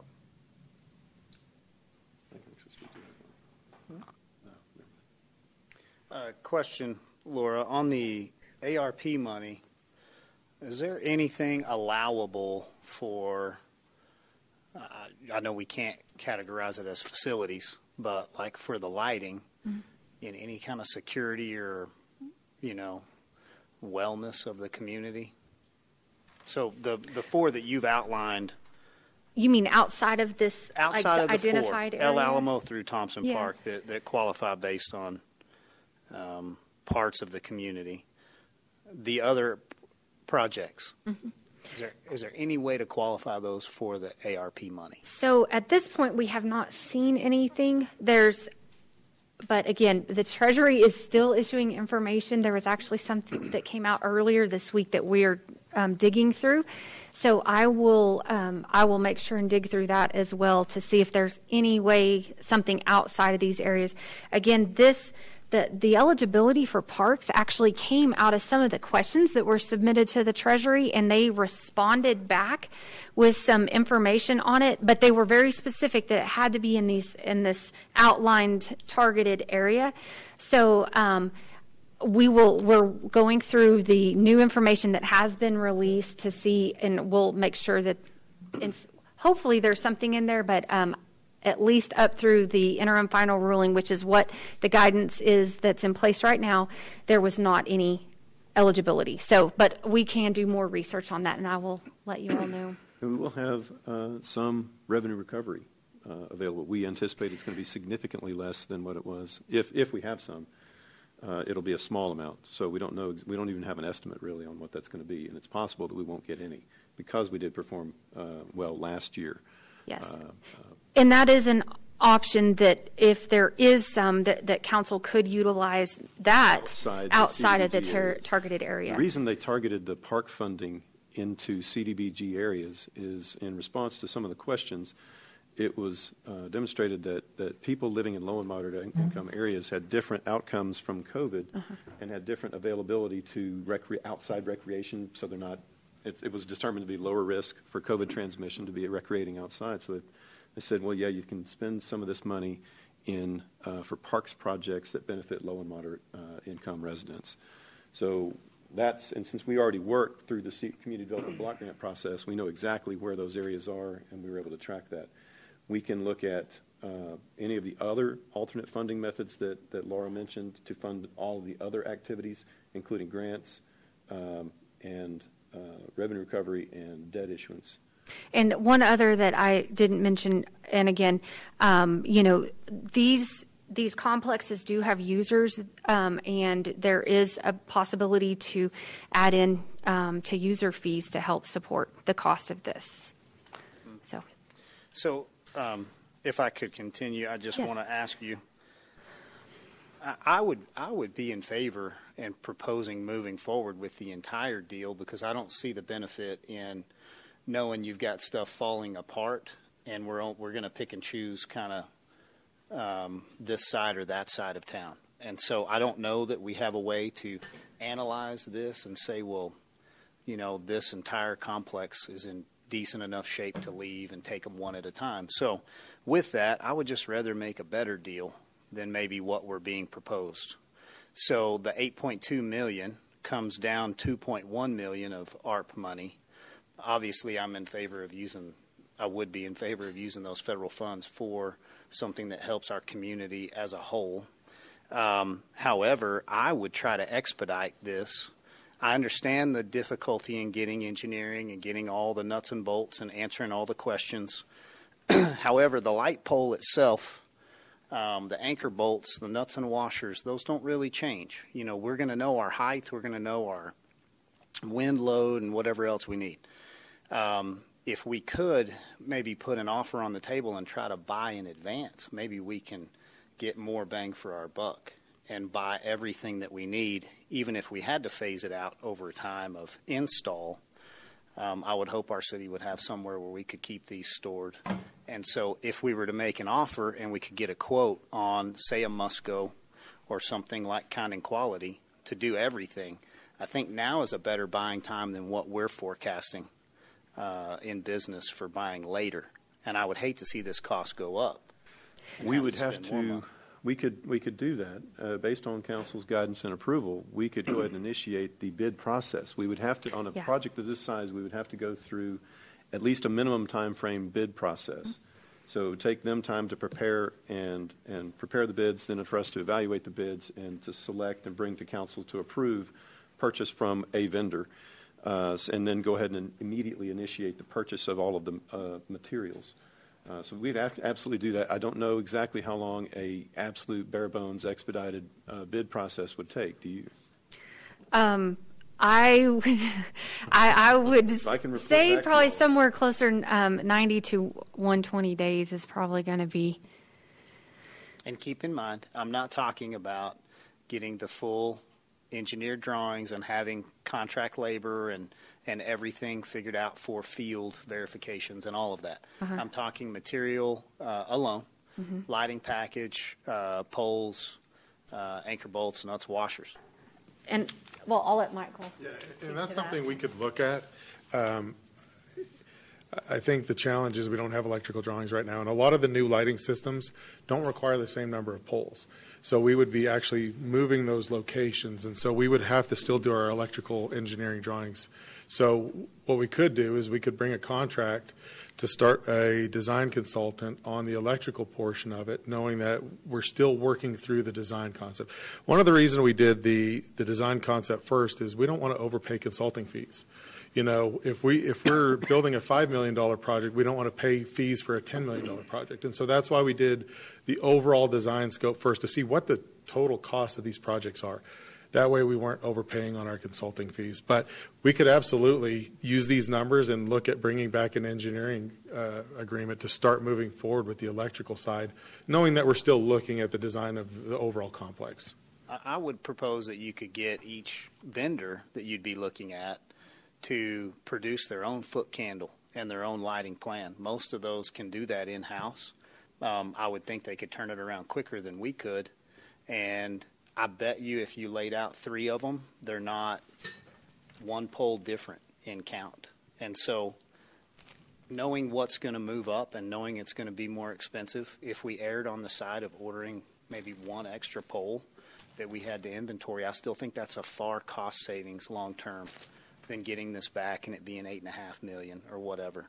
Outside of that, I'll wrap up just by saying a debt issuance would be my last way to do this when we're sitting on cash that we have excess reserves and money that we need to spend.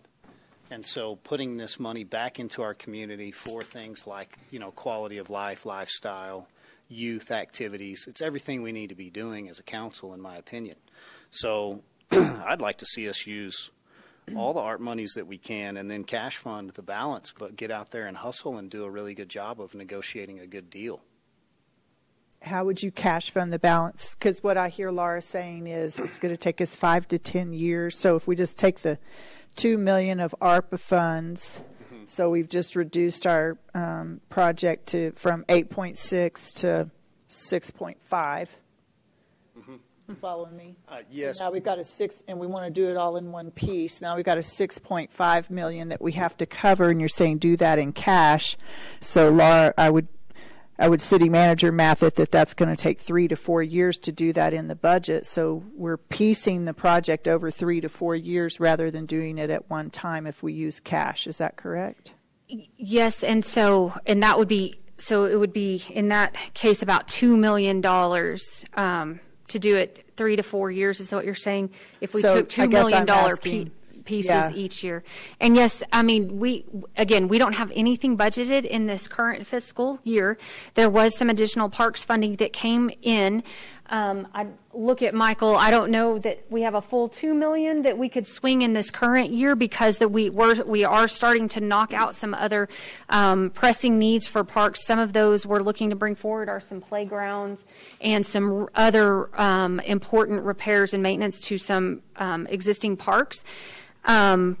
So that could stretch that timeline out a little bit more, but then it would be trying to capture. You don't have $2 million a year.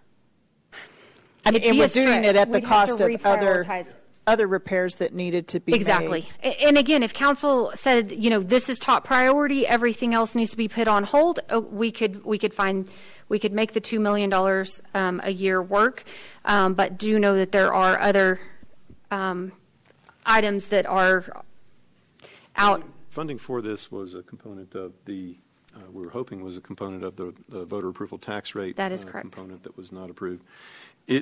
It was in that area rather than in the under the voter approval tax rate because of priorities.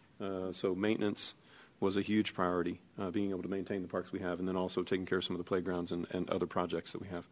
It's certainly something that we could look at doing with available cash. However, there's always a push-pull on some of those things. That is money that is going to go towards capital projects, and it is also going to be used or recommended. It's going to be y'all's decision. But one of the things we're working on right now as we start the 2023 budget process, it sounds crazy. We just turned 2022 and we've already started the budget FY 2023 budget process. But we know that we're looking at mid-year adjustments and then 2023 commitments with regard to police, fire, and general fund employee compensation that we're going to try and work in under the voter approval tax rate election so that we don't have to push ourselves into a voter approval tax rate election. Doing this and those might push us into a voter approval tax rate election, which I know council would like to avoid if possible, based on how the last one went. So there are going to be value-based decisions that y'all will need to make and guide us as we go through that process because none of them are free. I know y'all know that. So just back to you then. Are you saying you would rather not do the repairs that need to be made and to do the lights instead? And even doing that, pull this project out over 4 years to do it using ARP and cash only? Let me work a math problem here from up there if we could prioritize. So if you took the El Alamo down through Thompson for the 2.1, assuming you get the grant, and that all comes out of ARP. But I think it's not good to assume that we get the grant because we don't have any control over that. So I feel like that's not a conservative way. And if you get it, yeah, then you're money ahead. Agreed. So you're saying don't do that project if we don't get the grant? No, I think you would still do that project because it qualifies for the ARP money. And I think I would want to push that ARP money that direction. And then I would prioritize a few of the other complexes up there where perhaps maybe we don't do 2 soccer fields, we do 1, and try to get this thing down closer. I wouldn't do the tennis center probably if I didn't have the monies. And I would still try to cash fund this. We have $8.1 million just from this last fiscal year that needs to go into CapEx, and I'm sure we have some other needs we can look at, but if you were to pull $3 million out of there on a $6 million project, you're real close after you take a few of those things away. So you're saying don't do it all. You're saying piece it out. Because you're saying you're going to pick priorities. Some things on the list are going to take priority over other things. I think if we are saying we're not going to do it all from a cash standpoint. I think that's what you're saying. I'm trying to understand what you're saying. What I'm understanding our discussion here is that if we were to say we have to use cash that's on hand, or if we were to say we were going to pay it out over 4 years of budget, I'm not saying we touch the budget. I'm saying we use the monies that we currently have. And if we did that as an option, we would whittle that down, not do it all, but do the priorities that we could agree on. Now, if we were to push it forward over 4 years or whatever, then I would still be in favor of that over a debt issuance. I'm just trying to follow the math, the simple math problem. Because what I heard Howard say was he thinks the polls are all failing. We should do it all because the 50-year polls are all over the parks. Is that right? And I heard Eddie say, I thought the same thing, that it might be a priority to do it all at once. But I'm not hearing that from you. I'm hearing you say the priority for you is to use cash plus ARPA and to prioritize some of the projects over other projects. Just saying we're going to pay for the ones that cash plus ARPA would pay for. But how do we determine what's most needed if there are wood poles at every park? Is that? I think what we would have to do is prioritize probably based on use, which means that some of the lower ones would probably slide down. The focus would be obviously Martin Road and some of those higher visibility, higher use facilities. The reality is when we have a big tournament, though, we're using every single field we have. So when we've got out-of-town teams and tournaments, they're using all of these, especially softball, all of those complexes. So it's going to be a challenge. I know Martin Road is absolutely number one priority. And just to clarify, Austin tennis courts are not the city-owned. Those are owned by AISD. So. And just, I think, to Councilmember Stanley's point about the safety of the poles, I mean, yes, use is important. That's what we get a lot of email about. But I think we're all really worried about a high wind day. Any of those poles could go down on a set of bleachers or just kids from across the street whose mom thought they were perfectly safe to play at a city park. So that's, I know, a legit concern, a safety concern from all of us. I just don't know how we do that if we rely on cash. So can you help me close the gap there? Yeah, sure. I think that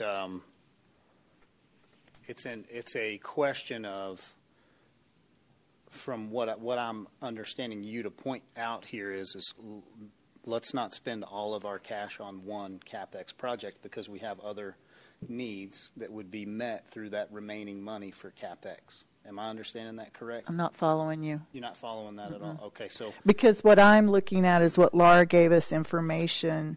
We've got park funding, which we increased this year to try and address lots of maintenance and repair issues, which, lighting is part of that.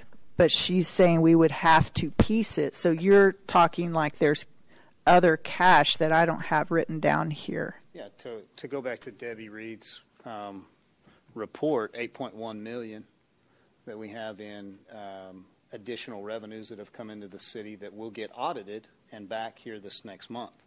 And those are already, I think we have CapEx projects identified for those funds. Not all of them, but most. So what's the difference on that then? So and again, approximately $8 million is, those are, at this point, they're going to be considered unallocated excess reserves. And so, as a reminder to council, those are how we fund all of our general capital projects each year through a budget process. So, historically, the city has not issued debt for general capital projects. Now, I know the 2016 bond election was different on those, but we have cash funded all of our general capital projects. So what we do is take any savings, whether that's from excess revenue collections or underspending our expense budget, to fund the next year's capital projects.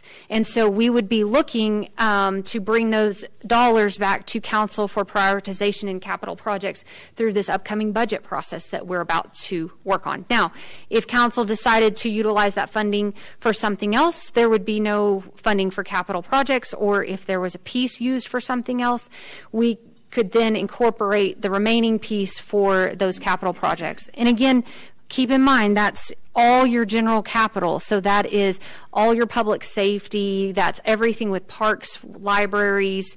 All those items are all out of your general, all your facilities, everything. Any capital project that happens in the general fund. That is correct. And so is that $8 million also tagging into capital projects that were scrubbed in 2020 as a result of COVID shutdown spending? So that is something that we could talk about, bringing those projects back in line. Yeah, because the savings from the last couple of years have been from some of those projects that have been scrubbed. And I say scrubbed because they were pushed. That's what I thought. Yeah. I just thought we were finally seeing basically the revenue from having locked down spending, and those projects were prioritized as the top priority 2 years ago and haven't been done. So I don't view those, typically, they're actually available because we're going to get to allocate them.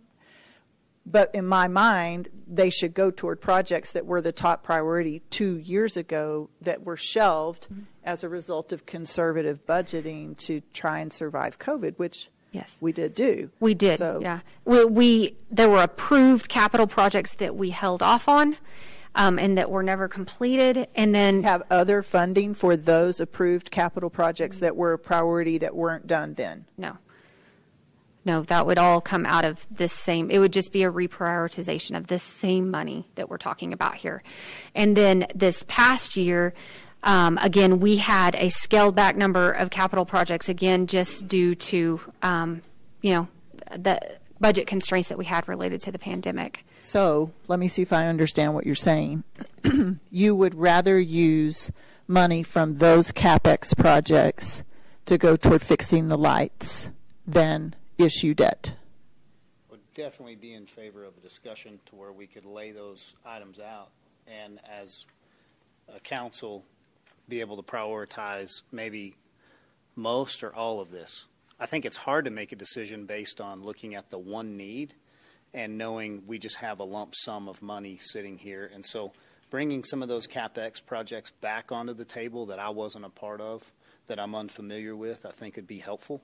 But in this discussion, as far as trying to expedite and be able to buy the poles, I actually would be in favor of spending money out of our reserves to at least buy the material. Even if we didn't want to fund the entire project, we could then go ahead and try to purchase this as an expedite. And that's the point I'm trying to get to. And I know that that's a little muddy. So it feels like you're saying go left and go right. No, ma'am. So just I'm not forward. following that. Yeah, forward, but in the way of... But I don't understand what you're saying about going. I want to understand, so help me understand.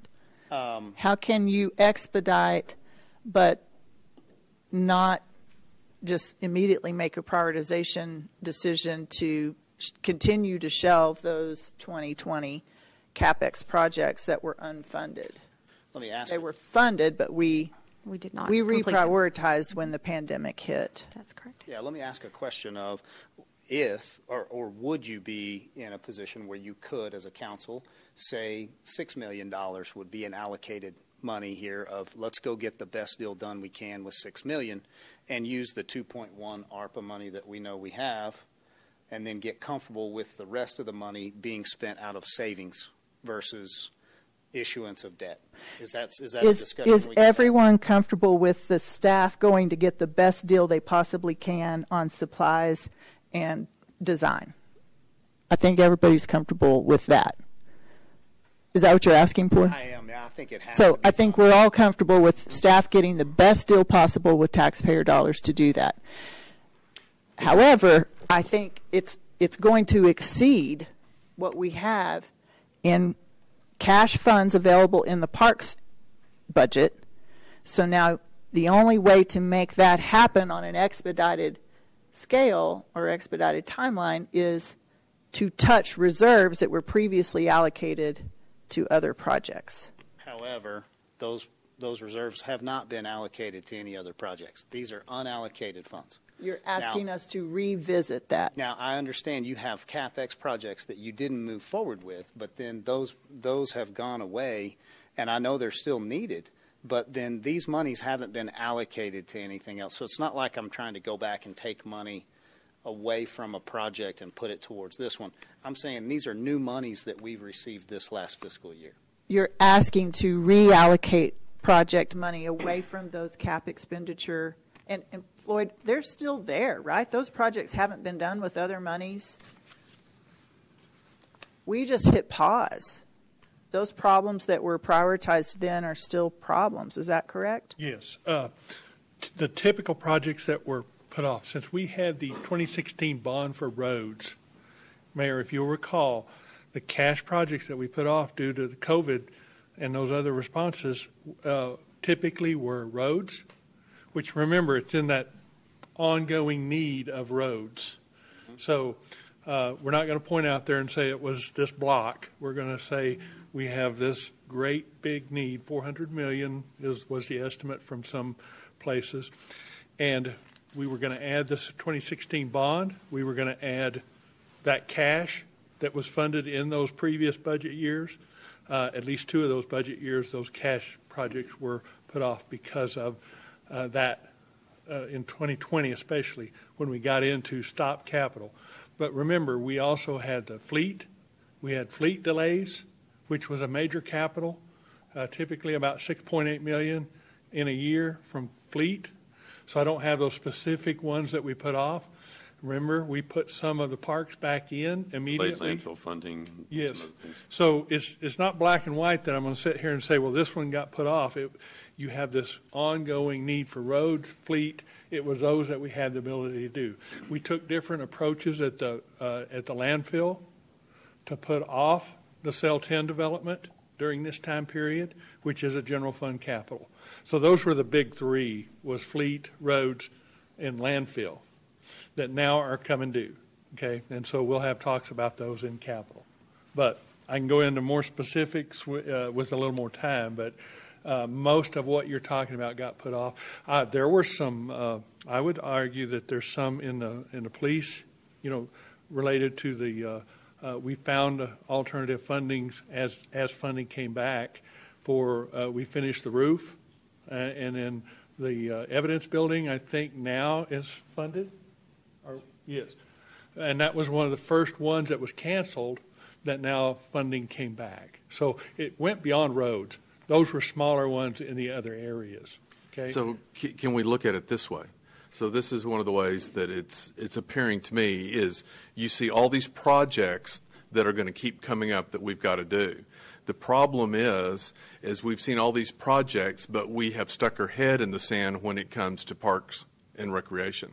And we haven't taken care of and done some of those big deals that have been waiting for, let's say those poles back 50 years ago had a 25-year warranty on them, and we should have already been taking care of this 25 years ago. And the deal is we don't have a place to put them in the mix, but we need to get this done now and then put it in the mix so we're not having this conversation again. Would that be fair? Could I add to that picture? Yeah. As you just described it, I would say we ignored more than park poles. Right. Roofs, your parking lot on the east side of City Hall, parking lots across this city in city facilities are in that same boat. Air conditioning, facilities, maintenance, roads, it all comes into that same image that there's this huge need that gets put off. So I would add to your image, there's many other disciplines that those funds should go to, and those are the things that got paused, okay? Look at the parking lot quality on the east side of City Hall. It's just a project that's not even listed because we can't even get a thought process where that funding would come from at this point. Does that help? Yes, sir. Thank you, Floyd. Okay, so just back to giving staff direction. I heard do it in one project, issue debt. Do it in one project, issue debt. Correct, Councilman Sauer? Yeah. I lean toward do it in one project, issue debt, just because of the safety concerns, and I think there might be discounts available if you're doing it in one project. It's a bigger scope. You get more bang for your buck that way. I like the expedited idea. I don't see how that works, how we know we're going to be able to do all of it if we're relying only on cash. To me, we have to be able to give the certainty of funding up front for y'all to negotiate that, for you to plan the scope of the project to cover all of it rather than prioritizing some. I mean, and if I'm misunderstanding, Cole, please help me understand how we can address all the wooden poles if we're only going to pick some of the parks. And that is a gigantic safety issue. Sure. So let me try to help myself here, and let's get on board with do it all. We've got staff making a comprehensive recommendation here to do it all, and let's just say we're going to do it all. And then it comes down to a point of we're trying to give guidance on how we pay for it.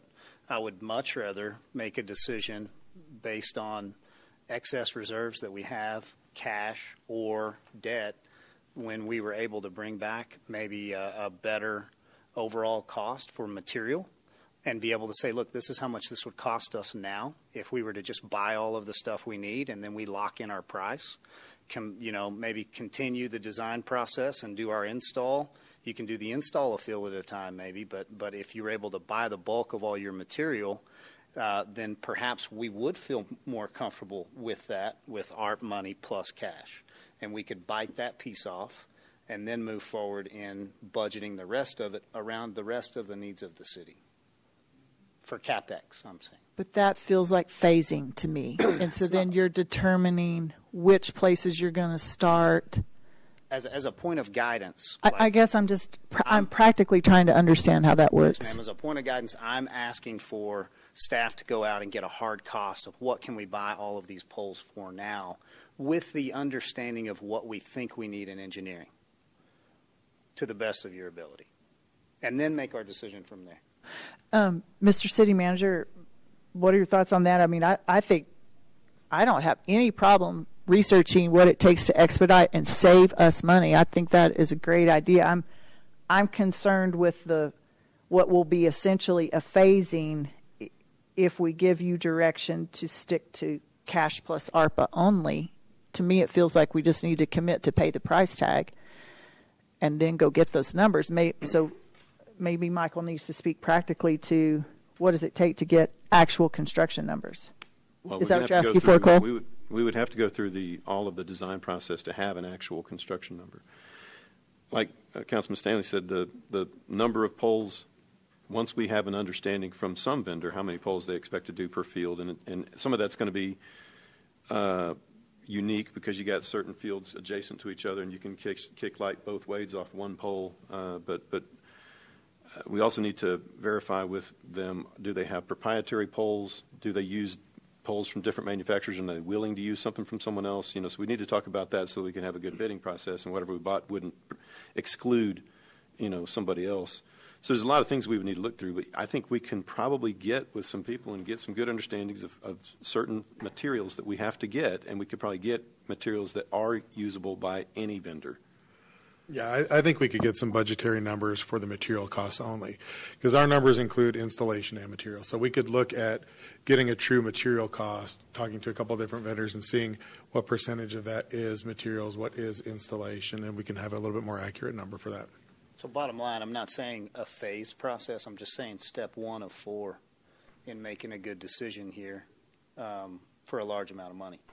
So I'm just not trying to give guidance of saying, hey, just if it costs $8 million, it costs $8 million. Y'all go get it done. I would rather go one step at a time.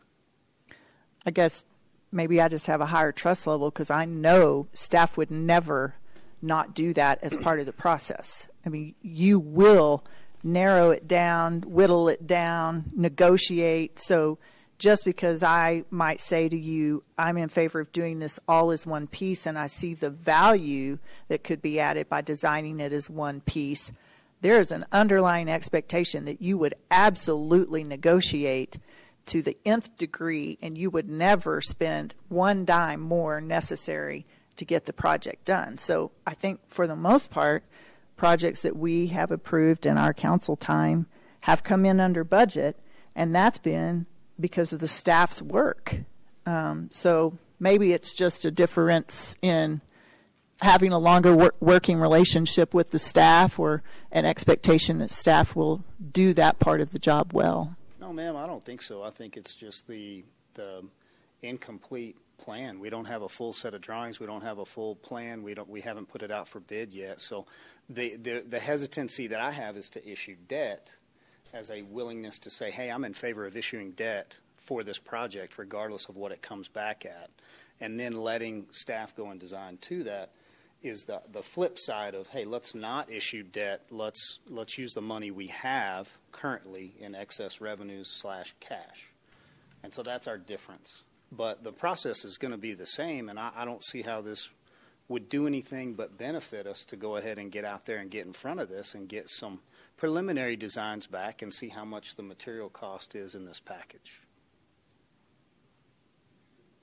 Laura, Jared, do you feel like you have the direction you need from us then? Because I think what you have are three, I'll let Cole speak for himself, three really strong, move quickly, we want to do the project as a whole, especially for safety concerns. So, I mean, I understood that you guys would come back to us. We're not making a decision today on how much money to spend or how much debt to issue. This is a preliminary conversation about kind of what lane do you want to go in on looking for the funding when you come to ask for it. What I have and what I'm hearing, and y'all all correct me. Yeah, step in here because this is where we have we will bring you, maybe like we did with City Hall, project, revised estimated costs, talking with vendors to find out what's going to happen with those material costs. You know, are we expecting to see a 10% increase on galvanized steel poles and concrete, rebar, and all the things we would need to do this, the wiring and all the other stuff. We will also bring you a full project and some funding options. We will be able to realize some energy credits, so we'll factor that in. We'll work with Jerry and SPS to get an estimate on energy credit savings that we might be able to see through the project. Sometimes they even pay for a percentage of the project based on the energy usage that you're going to be able to reduce, going from the systems that we have that are so terribly old to newest model lighting will save some money. So we'll factor that in. We will bring you as fully baked a project as we can, knowing that we're not going to go through full design and complete cost estimation until we have a direction from council, because that's going to steer what we're asking people to give us a bid for. So I will bring, based on what you're telling me, Mayor, and what I'm hearing from a consensus at least, a full project with funding options for how we can do it that are written in a way that you will be able to take action at a council meeting. If you want to go to a different way, I will get that information to you as early as possible, and you can provide us feedback that we can then try and accommodate as much as reasonable in the agenda, or we would have to consider it more and come back at a next meeting. I know I'm trying to take input from 4 different people and put together a functional way forward for the next meeting. Did I explain that right? You did good. Yes, sir. I think we're in agreement. That's what we're looking for is the next step. Eddie? Yes, ma'am. Okay, so I mean, certainly part of the consensus is let's make sure we don't overpay for anything. Let's do it as quickly as possible. And I'm sorry, it's 2023 before we see it finished. Yeah, there's that. Okay. All right. Thank you guys for that discussion. Anything on item 1G, requesting future agenda items or reports from the city manager? Okay, let's take a bathroom break before we do the consent agenda. If we move right to that consent agenda, I think Councilmember Stanley would like to pull H and have some discussion on it before we vote. Yes, ma'am, just discussion. Okay. Is the city manager aware what you want to talk about, or do you want to yes, ma'am. bring it up? So, would you like him to? Sure, that'd be great. Jared, you want to go? Well, H is funding and purchase of 100 sets of bunker gear. It's not complete sets of bunker gear. It's 100 jackets and pants, and then smaller amounts of a number of other things that are necessary for firefighting. But they are the things that are less likely to need to be cleaned or repaired after a fire to be able to address carcinogens and things like that. So that's things like suspenders, helmets, boots. But there would be 100 sets of coats, pants, hoods, and gloves. And that item is on there as a direct result of a request from? This is an annual budget purchase of bunker gear for the fire department. Doing 100 sets a year will get us to where we have a recommended 2 sets of bunker gear per firefighter within a handful of years, 3 or 4 years. I can't remember exactly what the number is. We also had additional bunker gear that was in the voter approval tax rate election that did not get approved. We will be, one of the things I'll be discussing with council during the mid-year budget adjustment is, during the, as we get the money for the upcoming American Rescue Plan Act allocation, is using some of that money to buy additional bunker gear to replace the bunker gear, replace the wrong word, to purchase the bunker gear that was not funded through the voter approval tax rate election. So we will be doing more this year than what we are programming to do for the next few years, but that'll enable us to accelerate getting that second full set of bunker gear for every firefighter. We, to an extent, we want to avoid buying it all at one time so that we can spread out, so that we can stagger the replacement of this stuff. Because one of the things you find when you buy everything all at once is you've got a slug out there waiting for you. We do want to protect them as quickly as possible with this second set of gear. But we also want to, kind of like what y'all were talking about earlier, did we make any plans for how we're going to take care of this in the future? So we just want to make sure that we don't get hit with the one slug all at the same time while still moving as quickly as we reasonably can. But that's a long introduction for, I know, what Councilmember Stanley wanted to touch on. I had a brief conversation with Mr. Miller earlier and just trying to understand. So my understanding that this gear is replacement of old worn-out gear. And that the request is for additional sets of gear so that, you know, if on one shift you've got to work a fire and then go back out and put that same gear back on with carcinogens, as you said, or whatever. So because of that, I was asking, could we increase that from 100 units to 200 units so that we go ahead and get that purchase all at once? And I agree that phasing it is better because you do have the roll-on, roll-off in the duration of that equipment. And then we also talked about this would qualify for ARP money.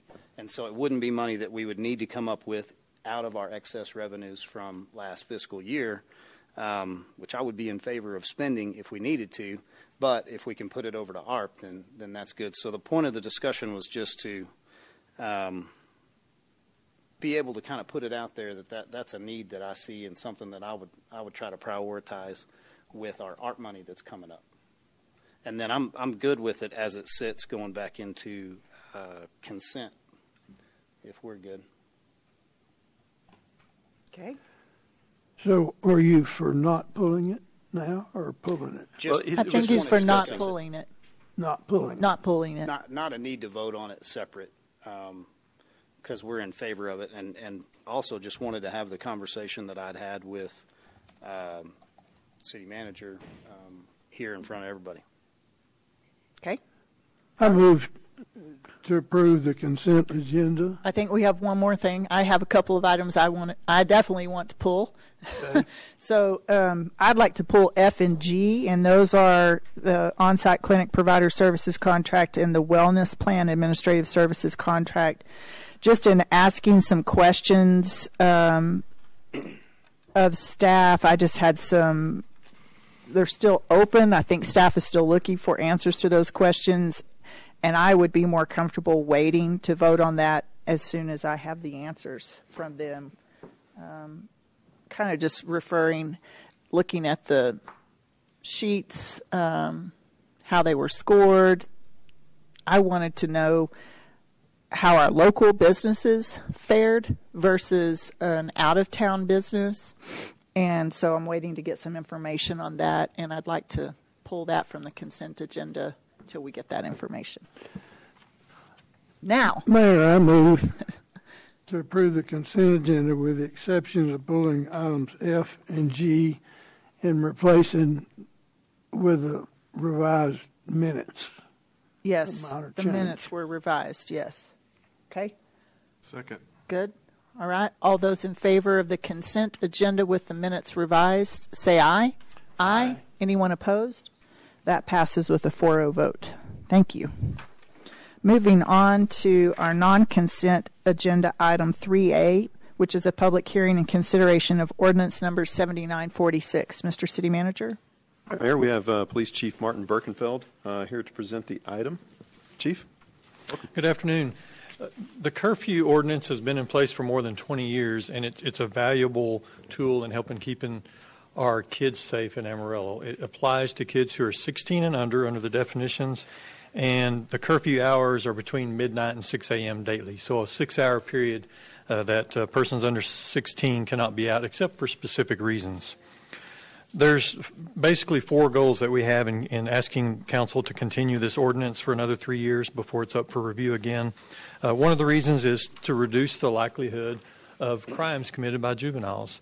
And we're not always talking about serious crimes. Sometimes we're talking about vandalism or other minor things. But nonetheless, there's research that shows that it is moderately effective in reducing juvenile crimes. We also want to reduce the likelihood of juveniles becoming crime victims. As we know, as Grandma used to say, nothing good happens after midnight, and she was right. I worked midnights for a lot of years, and there's a lot of opportunities for kids to get in trouble, and so we'd like to avoid that. It also gives our police officers a valid reason to talk to juveniles when they're out. If we see a carload of kids that are under 16, we're going to stop those kids and ask them what's going on. If it's after midnight, sometimes there's valid reasons that are covered under the ordinance, such as going to and from work or being out with their parents on an activity or being just in front of their own house. Those are not going to be situations where the ordinance would apply. It also kind of gives us a backup for parents. Most parents have more strict curfews than this, but at the very least, a parent can say, look, you can't be out past midnight no matter what, even if I wanted to let you. So that's kind of our goals in continuing this ordinance. We're sometimes asked how often it's used, and the numbers are really low. In 2021, we cited 9 different juveniles, and that sounds like a super low number, and it is. And part of that's because we do issue a lot of warnings. If we have a kid out that probably didn't know about the curfew, we can call parents and say, hey, look, your 15-year-old's out. It's past curfew. We're just going to warn them this time. You need to come pick them up, or we take them to the house, however we can resolve that. The other reason we feel like is the curfew is generally followed. We don't have a great number of problems with kids under 16 or 16 and under who are out after midnight in situations where this ordinance applies. So we're not trying to make criminals out of kids. We're not trying to write a bunch of tickets. What we're doing is based purely on keeping kids safe. There are some examples that we have where just in the last 3 years, I asked for some anecdotal evidence to show why we believe this ordinance is important. One example is in July of 2019, we had a situation where there were 5 juveniles and a 17-year-old adult that were arrested around 5 in the morning. They were out and about running around town. They ended up being at a convenience store. They were in a stolen car, and there was a gun in the stolen car. Obviously a dangerous situation. In that same month, we had 2 14-year-olds who were trying to break into a closed convenience store 3:45 in the morning. In April of 20, we had, at about 3 a.m., officers detained a car that had 2 kids and 2 adults. There was alcohol, marijuana, and a gun in the car. In July of 21, officers found a stolen car at 1 a.m. in South Lawn. Several juveniles were in this car, including one that had a firearm. So these are just anecdotal examples of why we think that we need to continue this ordinance. There's also some deadly consequences, and we want to keep our young people safe, but in 2 different cases here, juveniles lost their lives. And in December of 2019, there was a car crash about 2:20 in the morning. Kids were riding around. They were also drinking alcohol, which is a whole issue in and of itself. The juvenile driver lost control of the car, and a 14-year-old in that car died in that crash. Very tragic. And in August of 2021, another tragic crash. A 16-year-old was out driving around about 1 in the morning, lost control of his car and crashed and died as a result of that crash. There's some research to back this up. Basically, the research from Grossman and Miller says that the impact, the question was, what is the impact of juvenile curfew laws on the health, welfare, and crime rates of youth? And they concluded that the laws are modestly effective at reducing juvenile crime and victimization, but they do effectively reduce youth health consequences, which includes injuries and traffic fatalities. In a separate study, Klein concluded that curfews appear to have an important effect on the criminal behavior of youth. The arrest data suggests that being subject to a curfew reduces the arrest of juveniles below the curfew age by approximately 10% in the 5 years following enactment.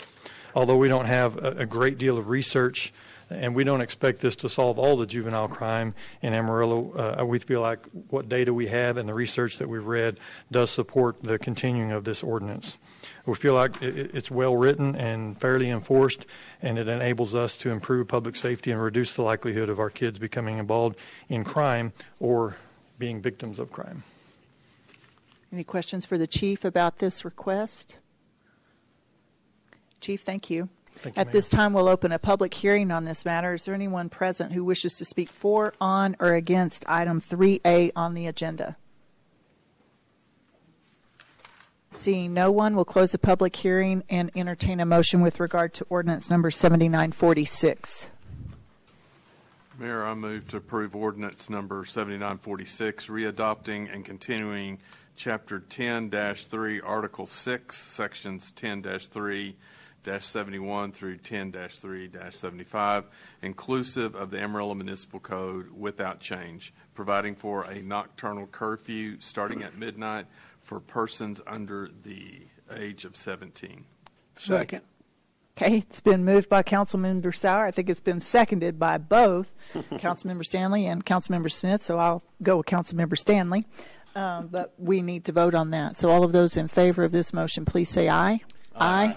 Anyone opposed? Passes with a 4-0 vote. Chief, we appreciate all the work the department does and continue to keep you guys in our prayers. And I think you're up for actually the next item, too. Is that correct, Mr. City Manager?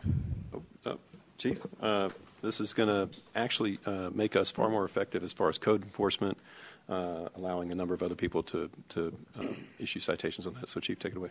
It does. This clarifies the ordinance allowing police employees, police officers, and other authorized code enforcement officers to tow vehicles. Currently, we have 2 parking enforcement officers. One of those officers is assigned to go throughout the city and answer complaints about parking, for example, illegally parked trailers or abandoned vehicles.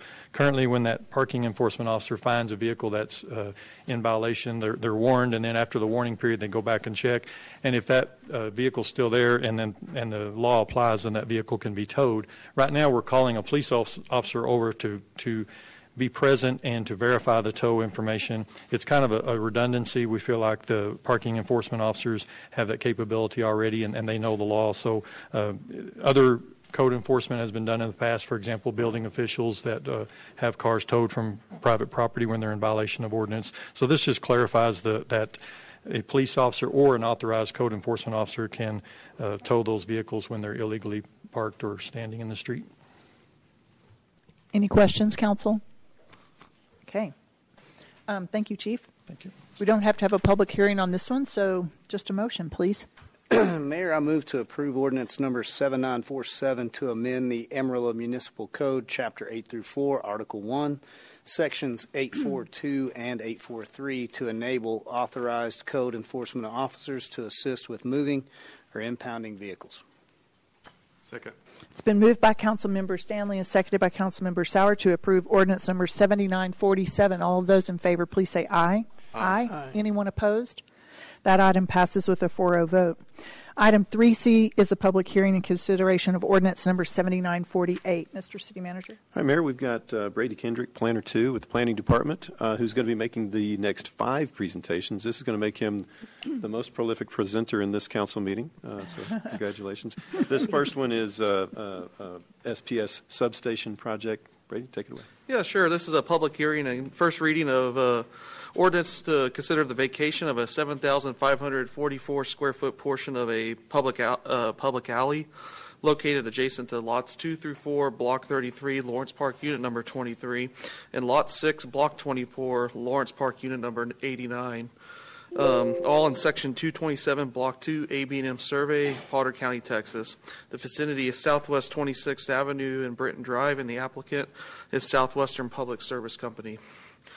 The vacation of the above alleyway is being considered in order to consolidate the land into a unified development site for an upcoming substation project. The vacation request has been reviewed by the relevant city departments and local utility companies, and with the applicant planning to dedicate and construct a new alley segment and relocate existing utilities that are currently in the existing alley, all reviewing entities are amenable should it be approved. It's worth mentioning that the vacation of this portion of alley will result in a dead-end alley. However, the next item to be considered, item 3D on the agenda, proposes to dedicate an alleyway to avoid this situation. Fair market payment is not required for this request because the dedication of the area being dedicated for the new alleyway and the amount of the construction cost for the relocations exceed the fair market value of the area proposed for vacation. Public notices of the request were sent to all property owners as required, and one comment was received expressing no opposition to the request. Considering the just mentioned, the Planning and Zoning Commission is of the opinion that this request would not result in any detrimental impacts and recommended approval of the request with a 6-0 vote. And I'll take any questions you may have. No? Okay. Hold tight, Brady. Okay. Do we have a motion on this ordinance? Public hearing. Oh, thank you. I knew it. Trying to pay attention to all of that. At this time, we'll open this item up for a public hearing. Anyone present who wishes to speak for, on, or against item 3C, ordinance number 7948, may do so at this time. Is there anyone who wishes to do so? Seeing no one, will close the public hearing and now entertain a motion. I move to approve ordinance 7948 for the vacation of a 7,544 square foot portion of public right-of-way and alley located adjacent to lots 2 through 4, Block 33, Lawrence Park, Unit Number 23, and Lot 6, Block 24, Lawrence Park, Unit Number 89, in Section 227, Block 2, ABNM Survey, Potter County, Texas, in the vicinity of Southwest 26th Avenue and Britton Drive. Second. It's been moved by Councilmember Smith and seconded by Councilmember Sauer to approve ordinance number 7948. Any further discussion on that motion? All those in favor, please say aye. Aye. Anyone opposed? Motion passes with a 4-0 vote. Brady, moving on to item 3D, please, sir. Yes, item 3D is dedication of a 4,201 square foot tract of land for public right-of-way purposes and alley being located in Lot 4, Block 33, Lawrence Park, Unit Number 23, in addition to the City of Amarillo in Section 227, Block 2, ABN Survey, Potter County, Texas.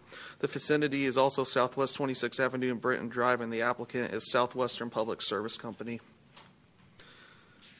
This item is associated with the just considered vacation request. The dedication is for a new alley segment to ensure a dead-end alley situation is not created by the just considered vacation.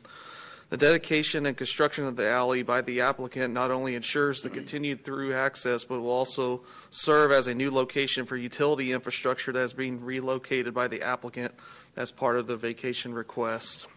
Regarding the proposed dedication, all pertinent city departments have reviewed the request and plans and approved the new alley segment should it be approved.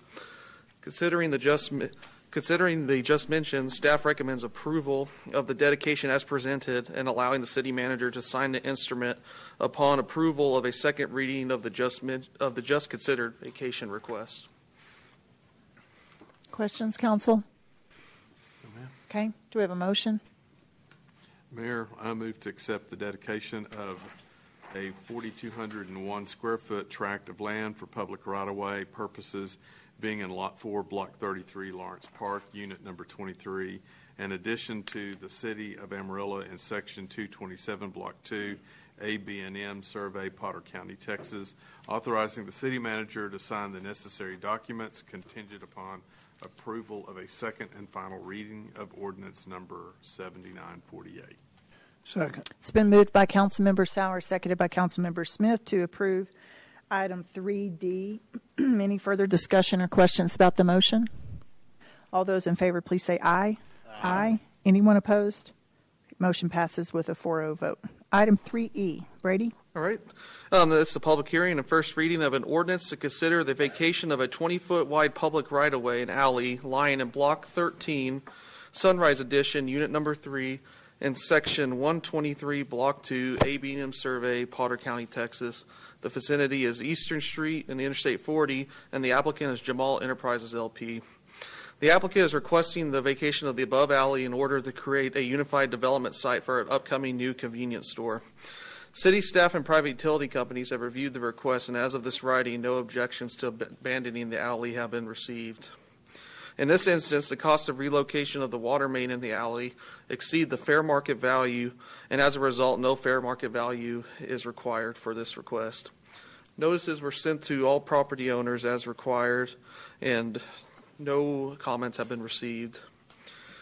Considering the just mentioned, the Planning and Zoning Commission believes this would not result in any detrimental impacts to the area and recommended approval with a 6-0 vote. Any questions for Brady? Okay, at this time, we'll open a public hearing. Anyone present who wishes to speak for, on, or against item 3E on the budget can do so at this time. Is there anyone who wants to? Hearing no one, we'll close the public hearing on this matter and entertain a motion. Yes, Mayor, I move to approve ordinance number 7949, approving the vacation of a 20-foot wide public right-of-way alley lying in Block 13, Sunrise Edition, Unit Number 3 in Section 123, Block 2, Survey, Potter County, Texas, in the vicinity of Eastern Street and I-40. Second. It's been moved by Councilmember Stanley and seconded by Councilmember Sauer to approve ordinance 7949. Any further questions or discussion about the motion? Hearing none, all of those in favor, please say aye. Aye. Anyone opposed? That passes with a 4-0 vote. Brady, you're coming to the end here. Yep.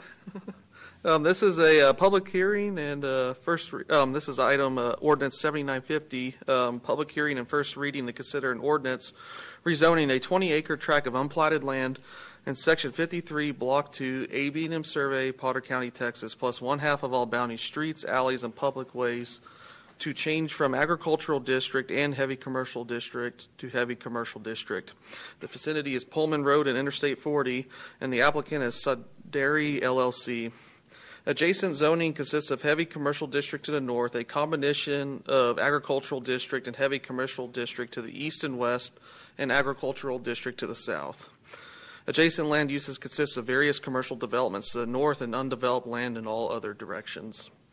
The applicant is requesting a change in zoning to develop this tract of land with a commercial land use, a hotel. When considering a request, the neighborhood unit concept, future land use and character map, and existing zoning and development patterns are all examined. While the applicant's tract doesn't strictly conform with the neighborhood unit concept or future land use map, the Planning and Zoning Commission believes that based on the existing zoning and development patterns within the area and the location of the applicant's tract along an established commercial corridor, the applicant's request is in character with the area and a logical continuation of existing heavy commercial zoning. Public notices were sent as required by state law, and no comments have been received on the request as of this meeting. The Planning and Zoning Commission recommended approval of the request with a 6-0 vote. Questions for Brady?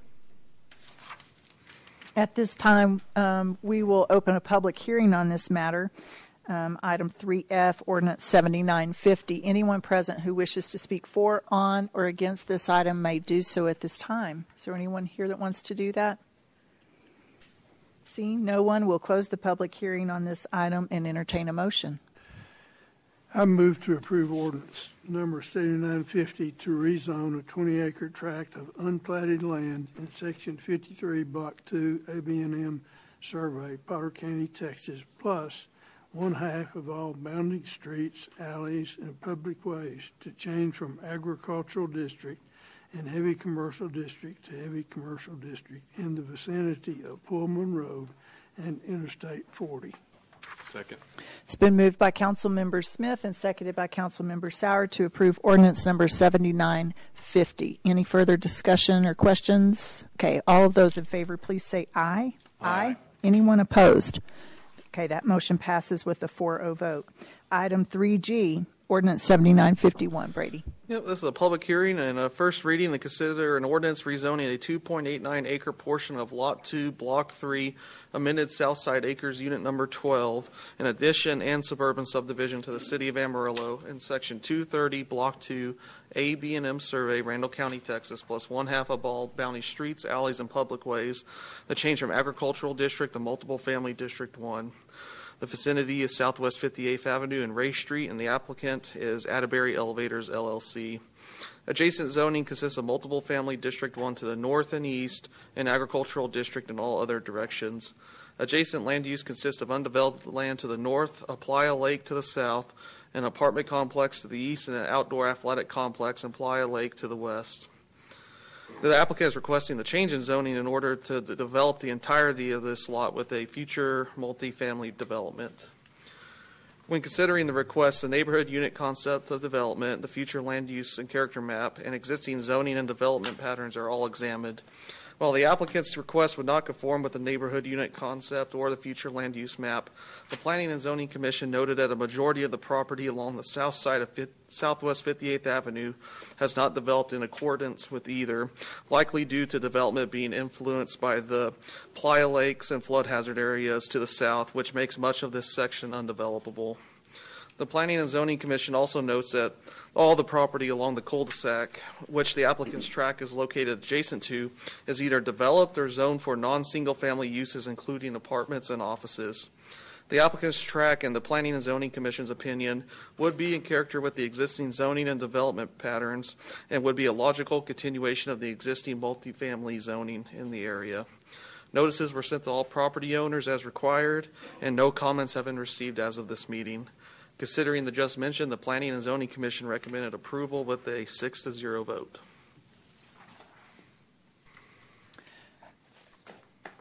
Any questions for Brady? Okay, we'll open a public hearing on this item. Anyone who wishes to speak for, on, or against proposed ordinance 7951 may do so at this time. Is there anybody? Not seeing anyone, so we'll close the public hearing on this matter and entertain a motion. I move to approve ordinance number 7951 to rezone a 2.89 acre portion of Lot 2, Block 3, amended South Side Acres Unit number 12, and addition and a suburban subdivision to the City of Amarillo in Section 230, Block 2, ABM Survey, Randall County, Texas, plus 1/2 of all bounding streets, alleys, and public ways to change from agricultural district to multifamily District 1 in the vicinity of Pullman Road and Interstate 40. Did I read the right one? Mm-hmm. Second. Yeah. Okay, is there any further it's been moved by Councilmember Sauer, seconded by Councilmember Stanley. Any further discussion on this motion? Okay, all of those in favor, please say aye. Aye. Anyone opposed? Okay, that passes with a 4-0 vote. Moving on to item 3H. Mayor? Yes? That was incorrect. What's the previous one? It should be City of Southwest 58th and Ray Street, yeah. Yeah, that Pullman Road, I realized something wasn't right. Was that the only part that was wrong? Yes. Yeah. Okay. So,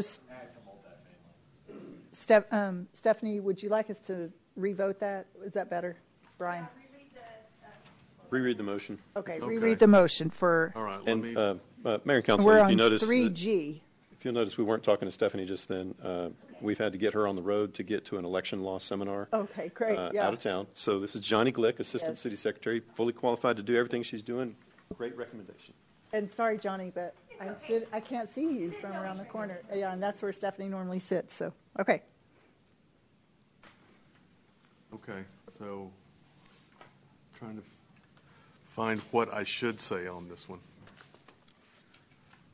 So is everything right down to in the vicinity of Pullman Road? We got the motion language wrong.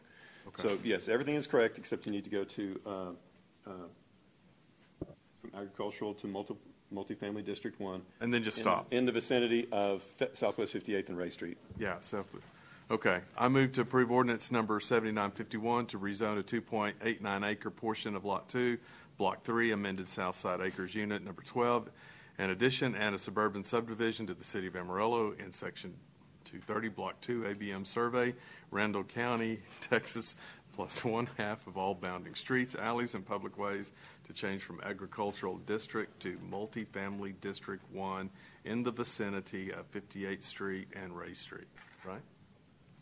That time it was right. That's for a sure. lot of We were words. all following word for word. Yeah. Okay. Moved by Dr. Sauer, seconded by Councilmember Stanley. Any further discussion? All those in favor, please say aye. Aye. Aye. Any opposed? Okay. Still passes, 4-0. Item 3H is to consider an award regarding Martin Road Lake improvements for phases 3 and 4. Mr. City Manager. Right, Mayor, this is a major project that's going to have a significant impact on the floodplain in the area around Martin Road Lake, rather. It's also going to provide a lot of amenities in the area. If you'll remember, and I don't know if Kyle's going to touch on this, so I want to give a little bit of background on this. This is drainage projects. There are a couple of drainage projects, a number of drainage projects that are funded through a 5-year process that was begun in 2016, I believe, to increase drainage fees 4% each year for 5 years. That created the debt capacity to be able to do $20 million of projects, of which this is a major part of that. So that gives you the history on this, how it started, why it started. Kyle has a presentation to show us on it, and then answer any questions you've got. All right, thank you. That is a little different to be speaking and not hear yourself, so I apologize. Get used to that as well. But thank you for having me. Very happy to be here and make you a recommendation on this project. And first, I'll add a little context to that and maybe a little history as well. So this project originally started, and we're talking about phases 3 and 4. So obviously there were phases 1 and 2, and so the original goals and objectives of this project were to remove approximately 143 structures from the floodplain surrounding that lake. That was over $15 million worth of private property values, and that was at the time of their evaluation, the kind of start of this and the conceptual development of this back in 2013, 2014. So that $15 million is a low number of the private property values that we're addressing here. This map shows the difference. It's a little hard to tell in scale wise, but the bottom map is the old floodplain, the blue blob there in that map that encompasses a way larger footprint than you can see the lake does, out into the neighborhood, out into the adjacent school, and lots of commercial facilities along the Mirror Street side. And so the work that we're doing, or the culmination of the work that we've done through phase 1, phase 2, and then this subsequent phases, reduces that floodplain boundary nearly to the footprint of the lake. It'll just barely extend out past the footprint of the lake on the south corner there, and then north there on 16th Street.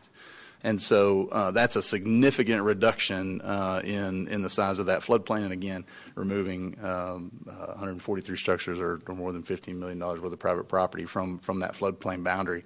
It also gives us some operational improvements on the lake and how we maintain it.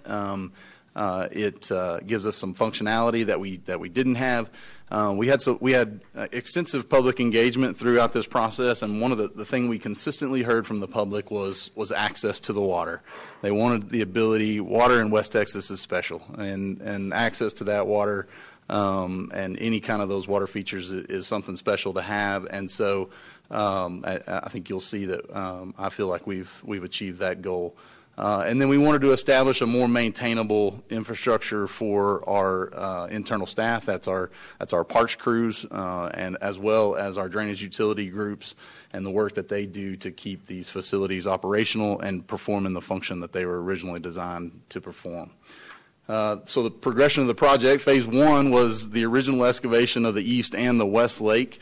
When we originally started, there was an island in the West Lake and literally the transmission overhead power lines went through the middle of that lake, and the poles were set out on an island out in the middle of the lake. We moved those transmission mains.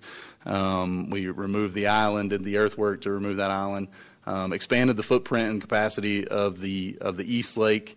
And then we took a break in the project. We found some deficiencies in the original scope and design, and we retooled a little bit, as well as double back and had lots of those public meetings that we described, and took some good input from the public and retooled to be successful for the future. Phase 2 was some repairs and to infrastructure on the East Lake, specifically adjacent to Dale Street, where we had some infrastructure, basically a drainage structure that was entering the lake that was causing some emergency type problems adjacent to Dale Street. We were in a condition where we were getting close to impacting the actual physical street with erosion and effectively losing that street into the lake. So we did an early out project in phase 2. Which probably would have had a little bit different scope if we'd have had the opportunity to do it different, but that's how it worked out. That's what phase 2 was. And so phase 3 and 4 are what we are considering today, which is some final touch up on that East Lake, as well as some work on the West Lake and the amenity that we're gonna talk about. So highlights of the project. Well, this is what we're talking about awarding today. We are constructing new storm drain systems and outfall structures into the West Lake. There are 6 major structures that enter that lake. two of which, you can stand straight up. Well, Jared can't stand straight up, but I can stand straight up and walk into them. I've got about a 96 on one side and down to 36 and 48s in the other end, so maybe I can scrunch a little bit. Me and Cole will make it. That's right. But they're big structures. These are big pipes, big structures that have come into that lake.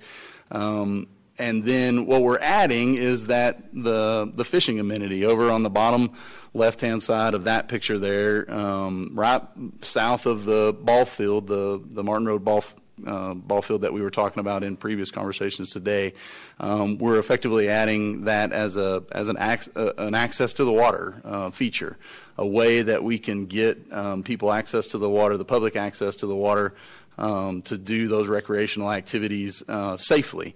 Because, and I know you guys are familiar with that, but even those listening, those main ponds are 35, 40 feet deep, 4-to-1 side slopes, meaning they drop they over 4, down 1, but they're steep sides. And so they provide a drainage function, not a recreational function. And so we wanted to delineate those two things and provide access to the water in a safe and fun and amenable way.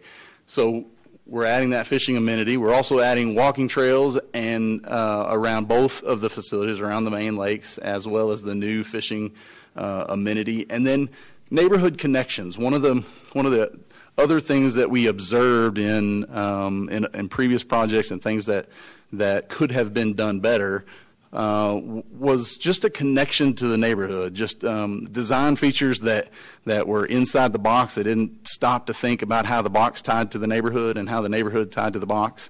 And so we really tried to zoom out a little bit and make sure we were providing those neighborhood connections. So that's crosswalks at the intersections, that's new ADA ramps at the corners, that's things that just make it easier to get in and out of that park and access the neighborhood.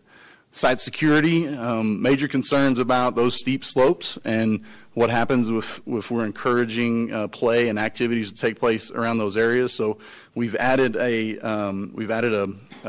fence that delineates the area that is functioning in a drainage function and functioning like a drainage utility, and delineate that area from the recreational area, the area that we're encouraging those activities to take place. And to be used like that. We are maintaining parking. The fishing amenity effectively sits in the existing parking lot for the ball fields right now, and so we've moved that parking lot for a net neutral design on parking for the ball fields and ball design. Last bit was to maintain and establish a more maintainable infrastructure. We've done that across the board through the design process. The drainage structures are actually going to deposit the water at the bottom of the lake. We're not going to have head walls that then let the water cascade over the edge or down the side. It's very similar to what's installed at Dale Street right now.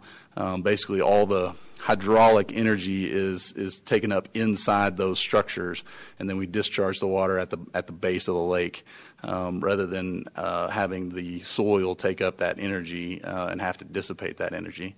And so we've also softened the slopes on the northwest and south sides of the West Lake, and specifically on that northeast corner of the East Lake.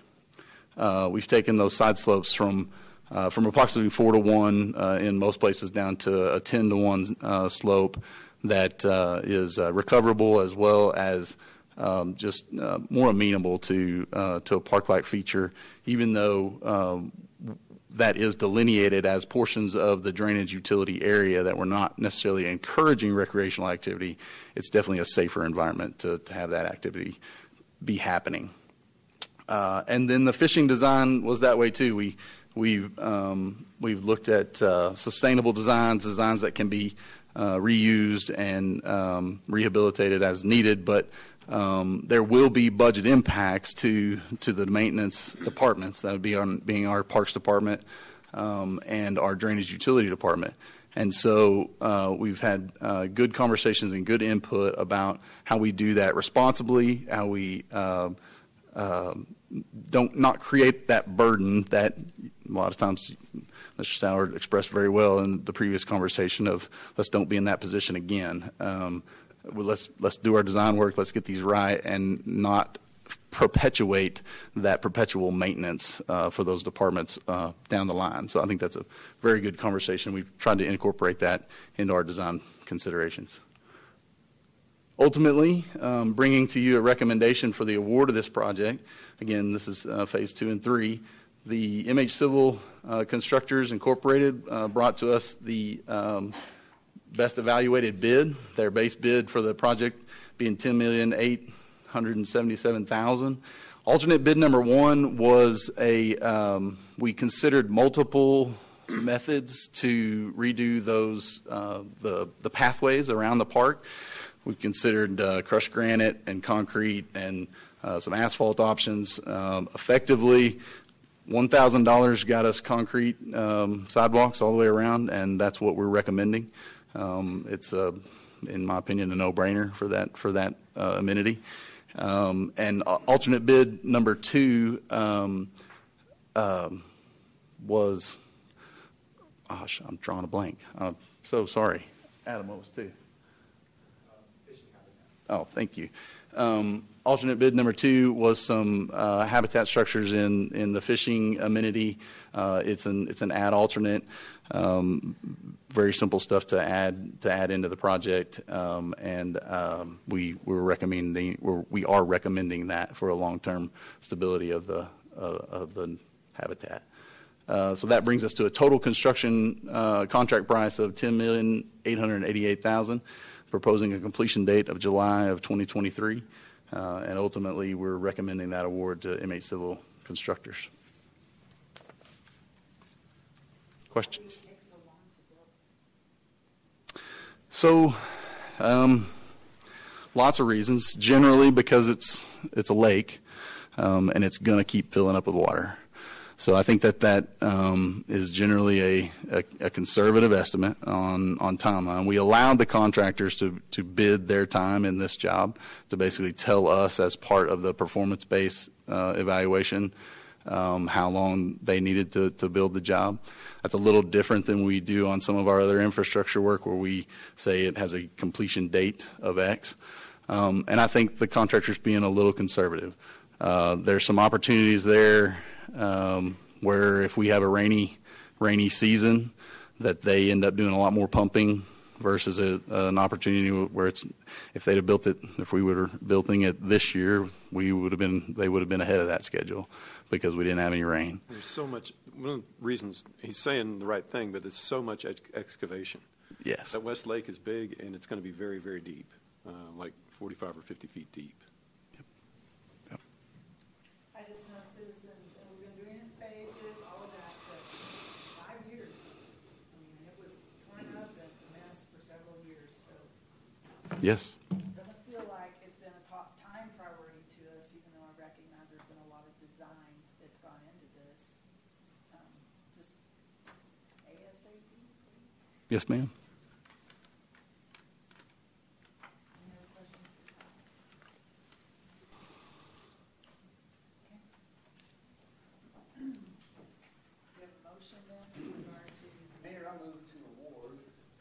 Mayor, I move to award the contract for phases 3 and 4 of the Martin Road Lake Improvements Project to MH Civil Constructors Incorporated for a base bid of $10,877,000. I move to approve an alternate bid 1 of $1,000 and an alternate bid number 2 of $10,000 for a total contract price of $10,888,000. Second.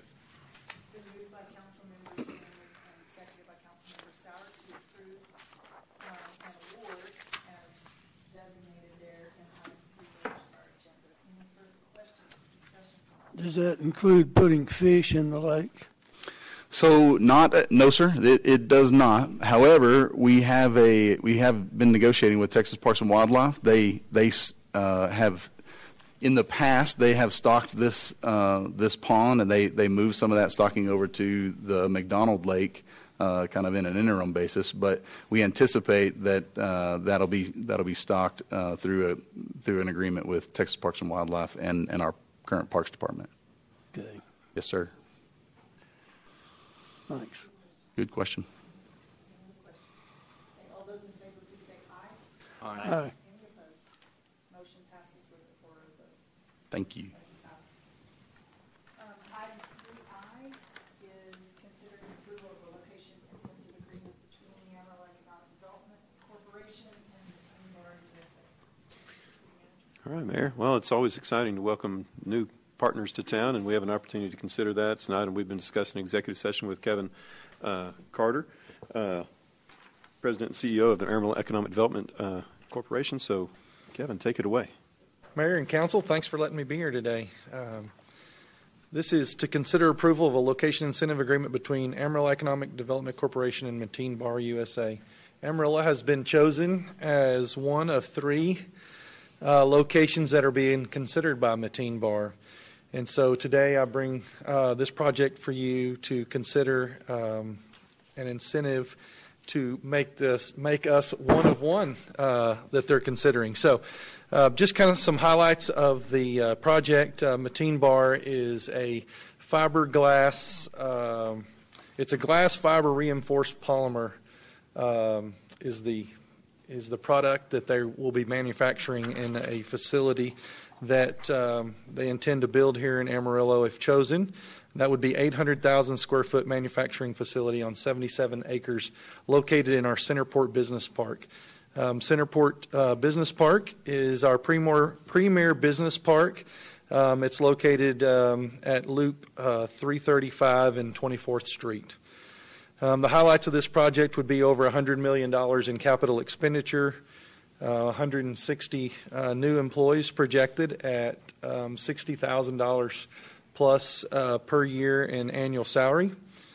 The incentive that the AEDC board approved was a $10,000 per job incentive, or $12,000 per job incentive based on a 10-year performance period. So that would be paid in as they perform. For $1.92 million in job creation incentive. And then also AEDC would convey 77.1 acres of land, 40 acres in the first tract and 37.1 in the second tract as Mateen Bar performs. I would also like to introduce today Sam Costa. He is the principal with Mateen Bar. So Sam, back here in the back. And then also Jarrett Dunaway with ESRP, and they're the consultant that brought the project to us. So sure glad to have Sam and Jarrett with me. But those are the things our board voted on December 13th. The AEDC board voted on December 13th on this location incentive agreement and approved that with a 4-0 vote. Would certainly answer any questions. Okay, I think you must have done a great job in your presentation. We don't have any questions that you haven't already covered in multiple executive sessions for us. But do we have a motion with regard to this agreement?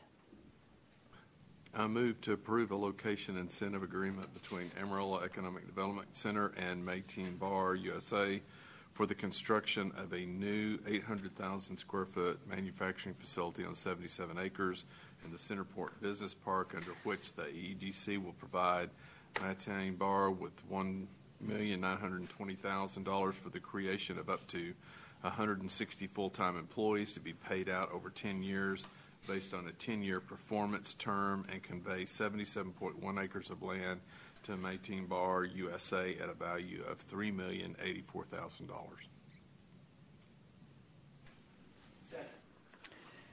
We have a motion from Dr. Sauer, a second from Council Member Stanley. Any questions or discussion on that motion?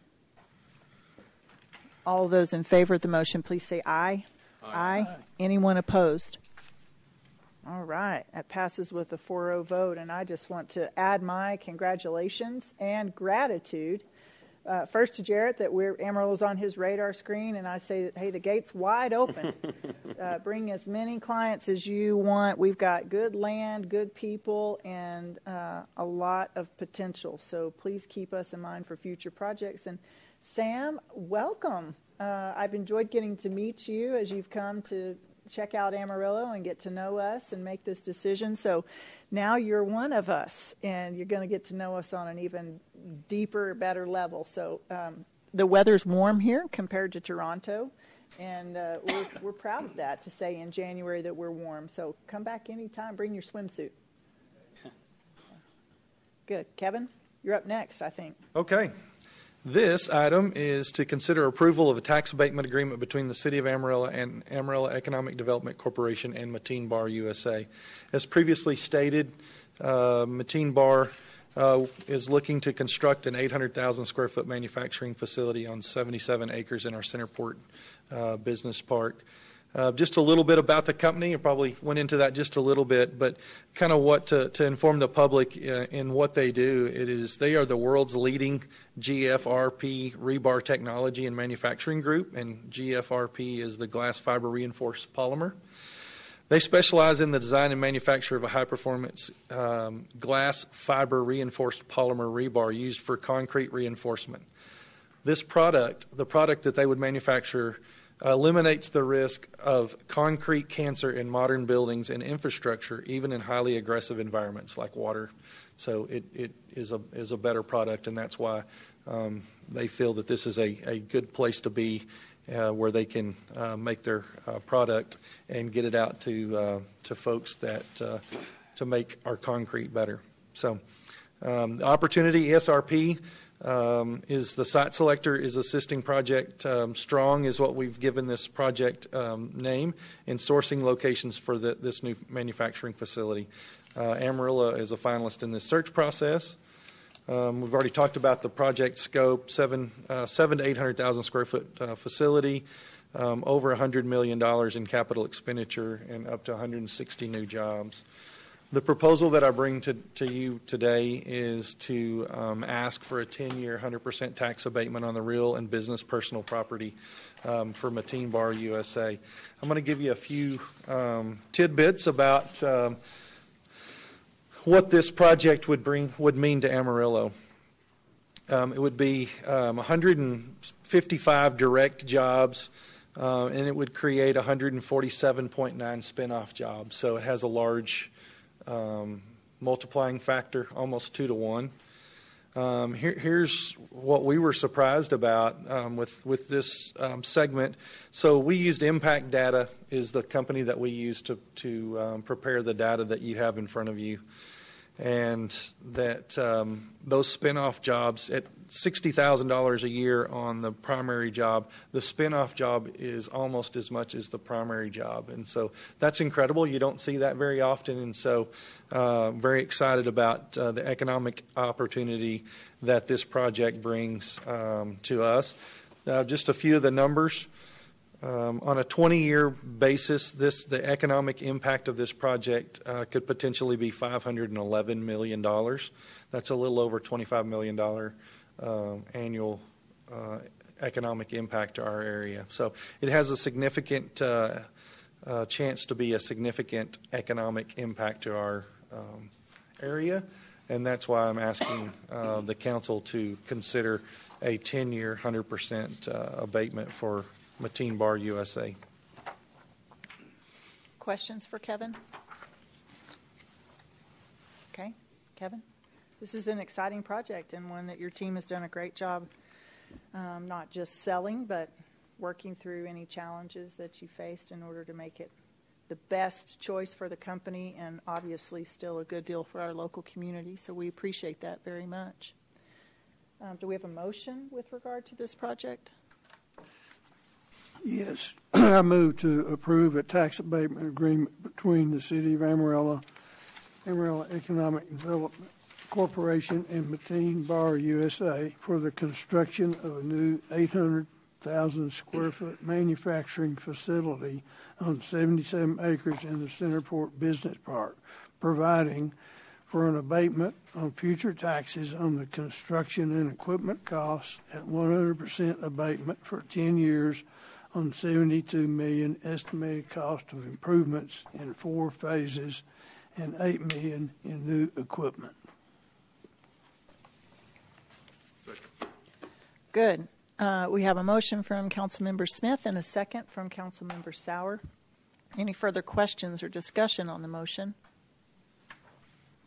Okay, hearing none. All of those in favor, please say aye. Aye. Aye. Anyone opposed? Okay, the motion passes with the 4-0 vote. Thank you, Kevin. Sam, come back. Jarrett, we look forward to next time. At this time, we are done with our agenda that is non-executive session, so I would ask the city attorney to please read our dismissal language. Yes, ma'am. Pursuant to Texas Open Meetings Act, a closed session, the Amarillo City Council was announced on January 11th, 2022 at 4:44 p.m. under the following authorities. Section 551.071, consult with an attorney in a matter in which attorney's duty to a governmental body under the Texas Disciplinary Rules of Professional Conduct conflict with this chapter. Section 551.072, discuss the purchase, exchange, lease, sale, or value of real property. A public discussion of such would not be in the best interest of the Texas or the city's bargaining position.